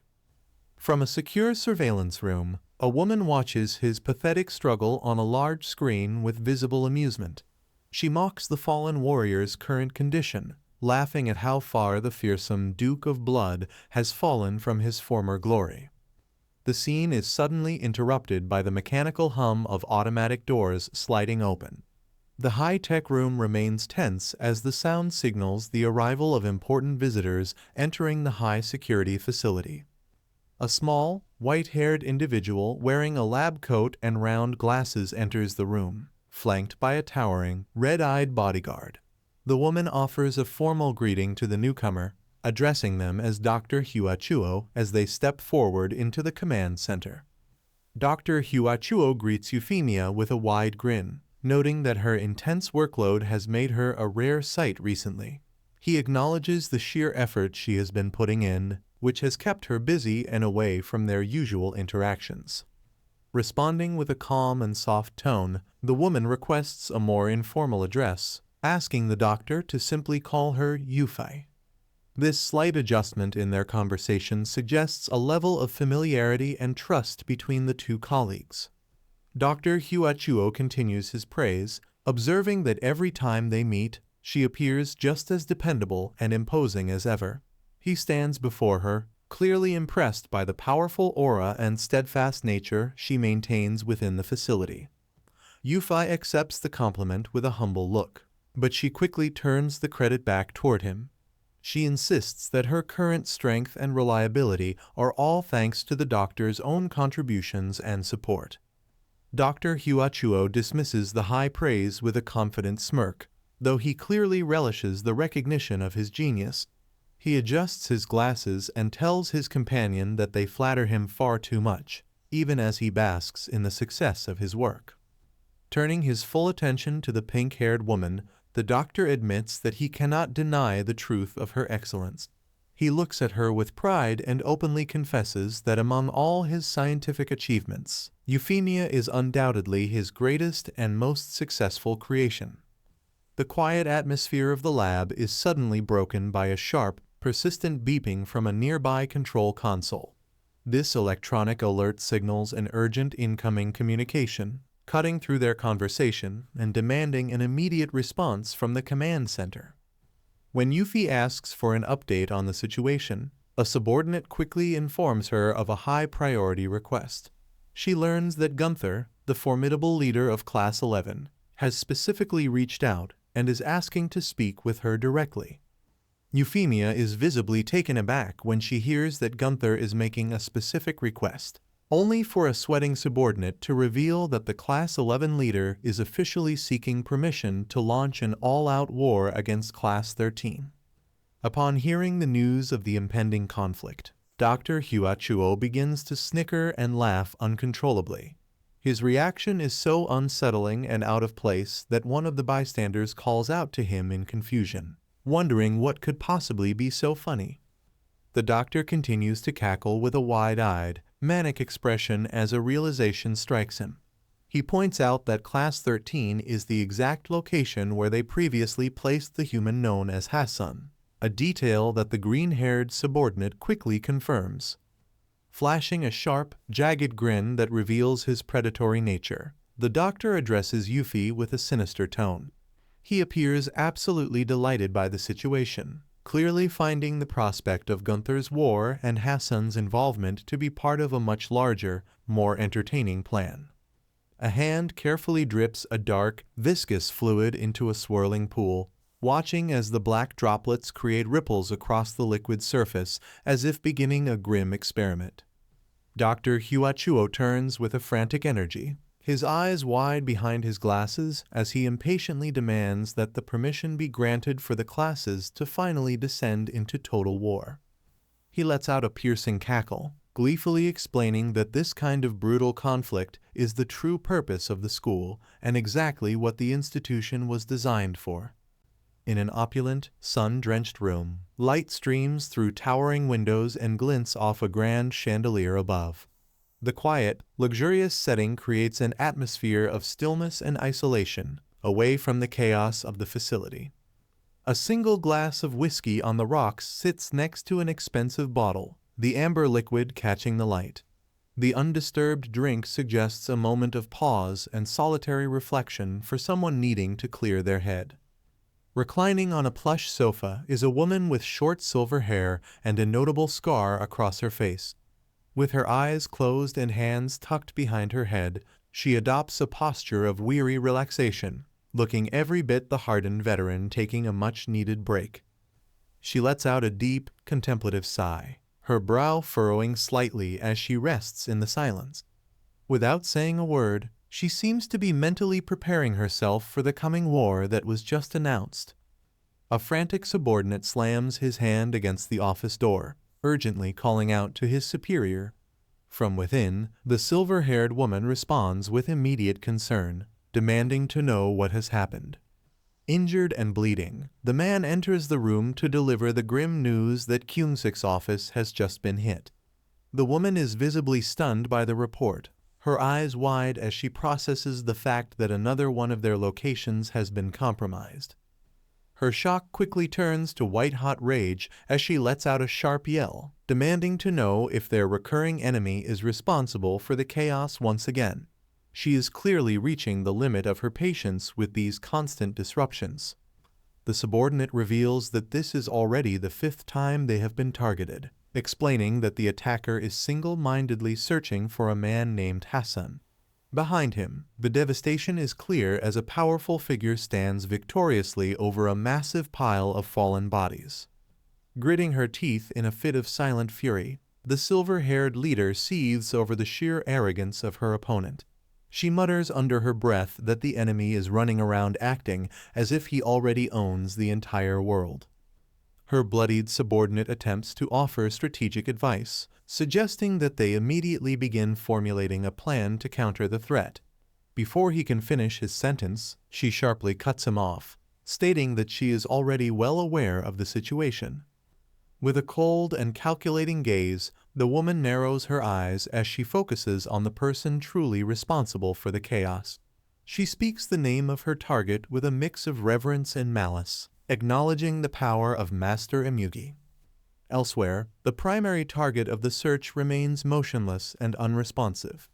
Bathed in a dim, blue light, Hassan keeps his eyes tightly closed, seemingly unconscious or submerged as the war for his location intensifies above him. Within a high-tech medical chamber, a man remains submerged in a stasis tank, his survival dependent on an array of life support machinery as a desperate inquiry about the timing of his return hangs silently over his unconscious form. The scene shifts to the fortified NIST Task Force safe house, where the sterile and utilitarian environment sets a grim stage for the high-stakes intelligence briefing taking place within the secretive operations base. A female agent is gripped by visible shock and disbelief, her face covered in sweat as she hears a report that seems too incredible to be true, forcing her to vocalize her absolute skepticism regarding the dire news. Her shock turns to an incredulous scream upon learning that their target has successfully dismantled yet another Yacha gang hideout, a feat of relentless destructive power that leaves both her and her partner completely blindsided. The female agent questions the certainty of Bayam's involvement in the recent incident. Her partner confirms the identification, stating that they have already thoroughly reviewed the security camera footage to verify the suspect's identity. To provide concrete proof, the male agent slides a photograph across the table. He explains that this particular image was captured directly at the scene, showing a blonde individual who matches the suspect's description and further solidifies their findings. Upon seeing the evidence, the woman lets out a heavy sigh of exasperation. The realization of the situation weighs on her as she stares ahead, processing the immense complications that this confirmation brings to their ongoing investigation. Overwhelmed by the escalating chaos, she covers her eyes in frustration. She acknowledges the individual's desperate motivation to find Hassan, but laments that his reckless and destructive methods are only serving to make an already difficult situation much worse. The high-security door to the Intelligence Alliance office swings open with a sharp clack, signaling the conclusion of a private and intense investigation session. A male agent steps out into the hallway with a heavy tread, immediately drawing the focused attention of a female colleague who has been waiting expectantly for his return. Turning toward him with a look of intense anticipation, the woman quickly asks if he managed to discover any new or useful information during his time inside. With a blunt and visibly disappointed expression, the man simply replies that he found nothing at all, leaving their current search for answers at a complete and frustrating standstill. Frustrated by the complete lack of progress, the female agent yells at her colleagues, demanding to know how it is possible that they haven't uncovered a single lead despite their extensive search. The black-haired agent scoffs at the very mention of the word info, clearly exhausted and overwhelmed by the impossible task of tracking targets who have effectively dropped off the face of the earth. He collapses heavily into a nearby chair in a fit of exasperation, shouting that the fact that both Imugi and Dakibai vanished without leaving a trace is driving him to the brink of insanity. With a look of total defeat, he explains that he even went as far as meeting with all of his contacts in Korea, but absolutely no one has heard a single word regarding their current whereabouts. The investigation into the missing fugitives reaches a frustrating standstill as the agents contemplate the possibility that their targets have fled the country entirely. While the male agent tries to get her attention, Miss Key remains focused on the grim reality of their empty lead. Exasperated by the lack of progress and the tedious desk work, the male agent leans back in his chair and expresses a restless desire for action. He pleads with Miss Key to simply let him go out and settle the score with Duakshiny in another physical confrontation. Miss Key immediately shuts down the request, firmly stating that unauthorized brawling is strictly off-limits. She reasserts her professional duty and authority, pointedly asking her partner if he has forgotten that she is a police officer who must uphold the law. Despite the stern warning, the agent's restlessness remains unquenched as he dramatically laments his boredom in the safe house. He continues to complain loudly to his colleagues, making it very clear to everyone in the room that he is dying for a brawl, rather than sitting around analyzing surveillance photos. Miss Key contemplates the heavy requirements for taking down a powerful adversary, noting that confronting such a giant requires an equally massive justification to succeed. Her train of thought is interrupted by a suited subordinate who arrives with an unexpected announcement, informing her that a mysterious woman has arrived and is requesting an immediate audience. Struck by a wave of sudden disbelief, Miss Key's eyes widen in shock as she repeats the visitor's gender to herself, clearly not expecting a female contact at this critical moment. The mysterious visitor makes a grand entrance, appearing as an elegant blonde woman in sunglasses carrying a small, panting dog. Accompanied by her own security, she exudes an air of wealth and confidence as she steps into the room to meet Miss Key. In a dimly lit office, Miss Key and the mysterious visitor sit across from one another to begin their conversation.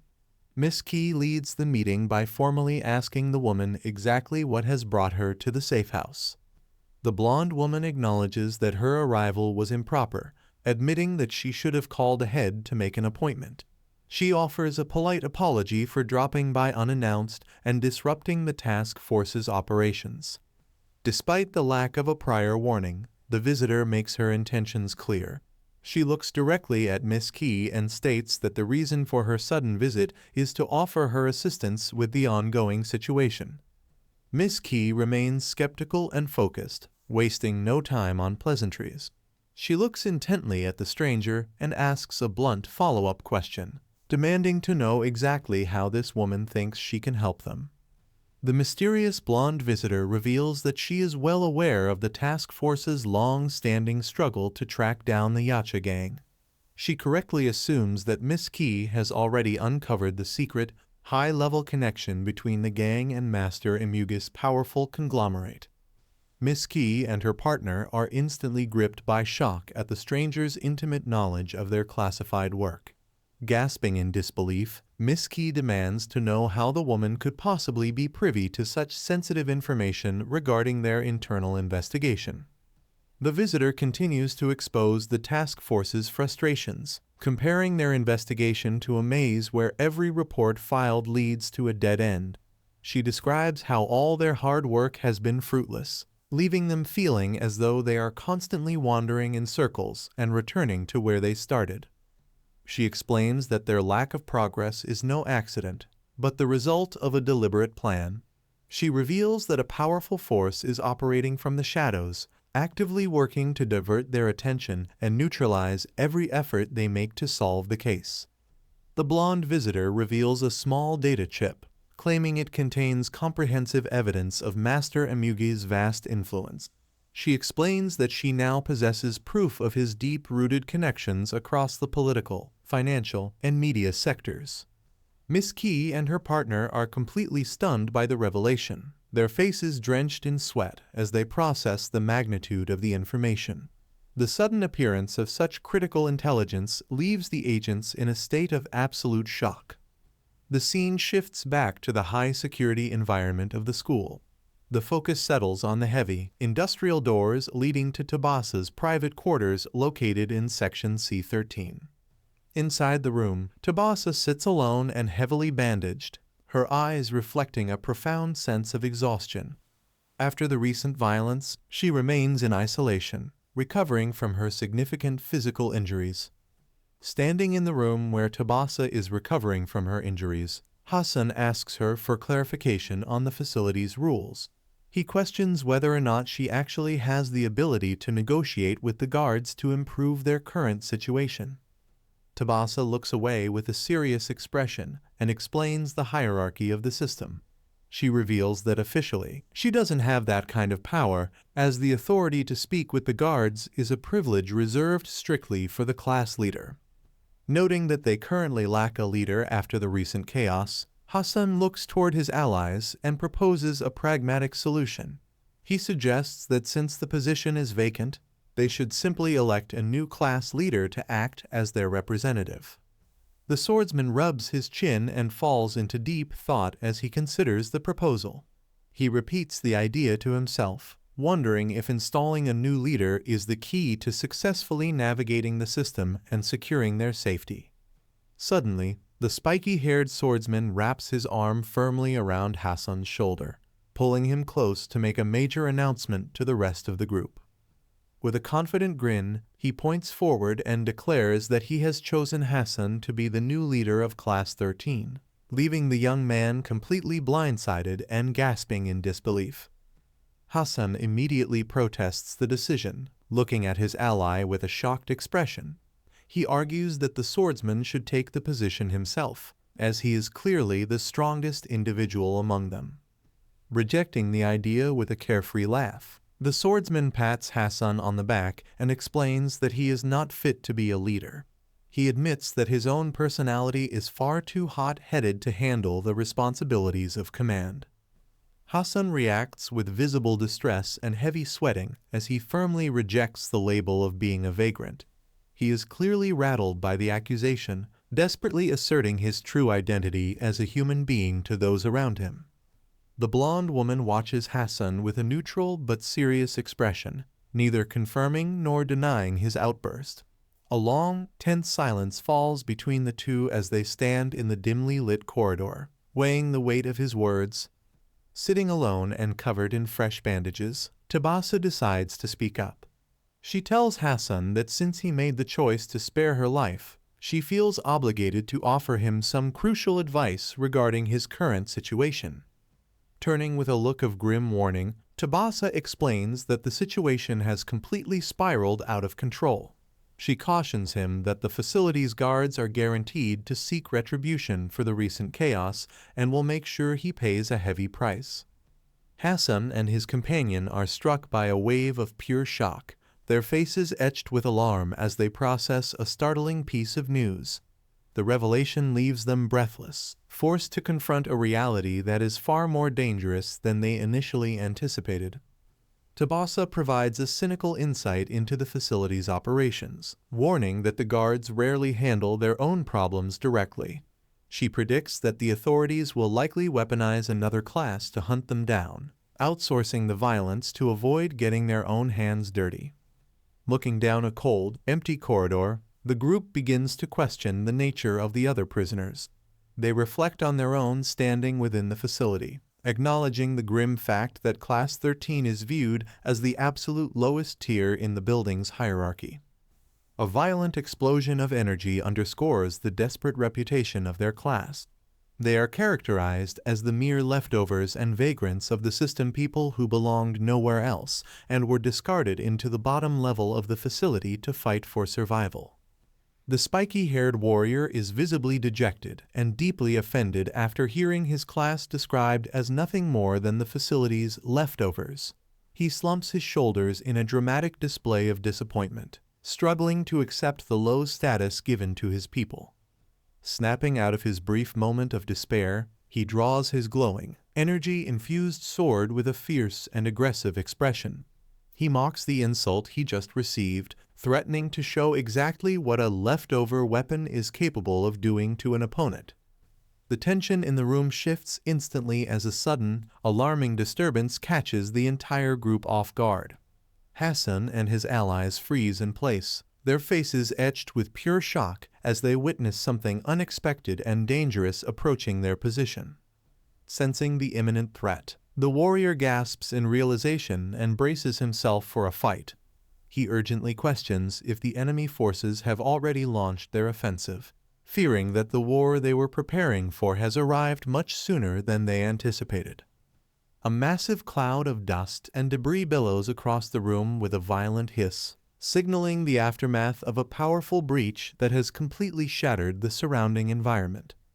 From within the thick haze, Gunther emerges at the head of a group of shadowy, glowing-eyed figures. Their sudden appearance carries an overwhelming sense of dread as they loom forward through the swirling smoke in a menacing formation. The survivors are instantly thrown into a state of panic and confusion. Amidst the clamor and murmurs, they desperately try to identify the intruders before realizing with horror that they are face to face with the elite forces of Class 11. Maintaining a slow and steady pace, the newcomers continue their deliberate advance into the area. Each heavy step echoes through the tense silence, marking a relentless approach that signals the beginning of a new and far more dangerous confrontation. With a look of grim resolve, the silver-haired leader addresses his comrades with a heavy sense of purpose. He calls out to them as his brothers, his voice carrying the weight of their shared struggle as they prepare to face their enemies. Gunther leads the charge with a powerful, ground-shaking stomp, his face contorted in a ferocious roar. He declares that it is finally time for payback, with massive, shadowy figures looming behind him as they advance toward the conflict. Whipping his arm forward in a commanding gesture, Gunther issues a final, ruthless order to his class. He shouts for them to unleash their full power and demands that no one hold back as they initiate their brutal assault. A violent and chaotic brawl erupts instantly as the forces collide with devastating impact. The air is filled with the sounds of bone-crushing blows and pain screams as warriors are sent tumbling through the air in the wake of the overwhelming attack. A massive, red-eyed titan dominates the battlefield, delivering a series of bone-shattering strikes that send his opponents reeling. As he effortlessly pummels them, he sneers with absolute contempt, demanding to know why they still haven't realized how completely outmatched they are in this fight. Without showing a single shred of mercy, the powerhouse warrior follows up with another thunderous punch that connects with brutal precision. He bellows at his enemies, referring to them as nothing more than useless worms who are unworthy of even standing on the same ground as him. The giant's fury reaches a fever pitch, his glowing red eyes radiating pure malice as his face contorts in a terrifying mask of rage.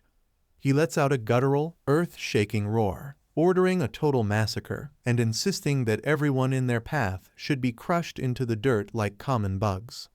The scene reaches a terrifying climax as a massive boot descends with incredible speed toward a defenseless boy with white hair.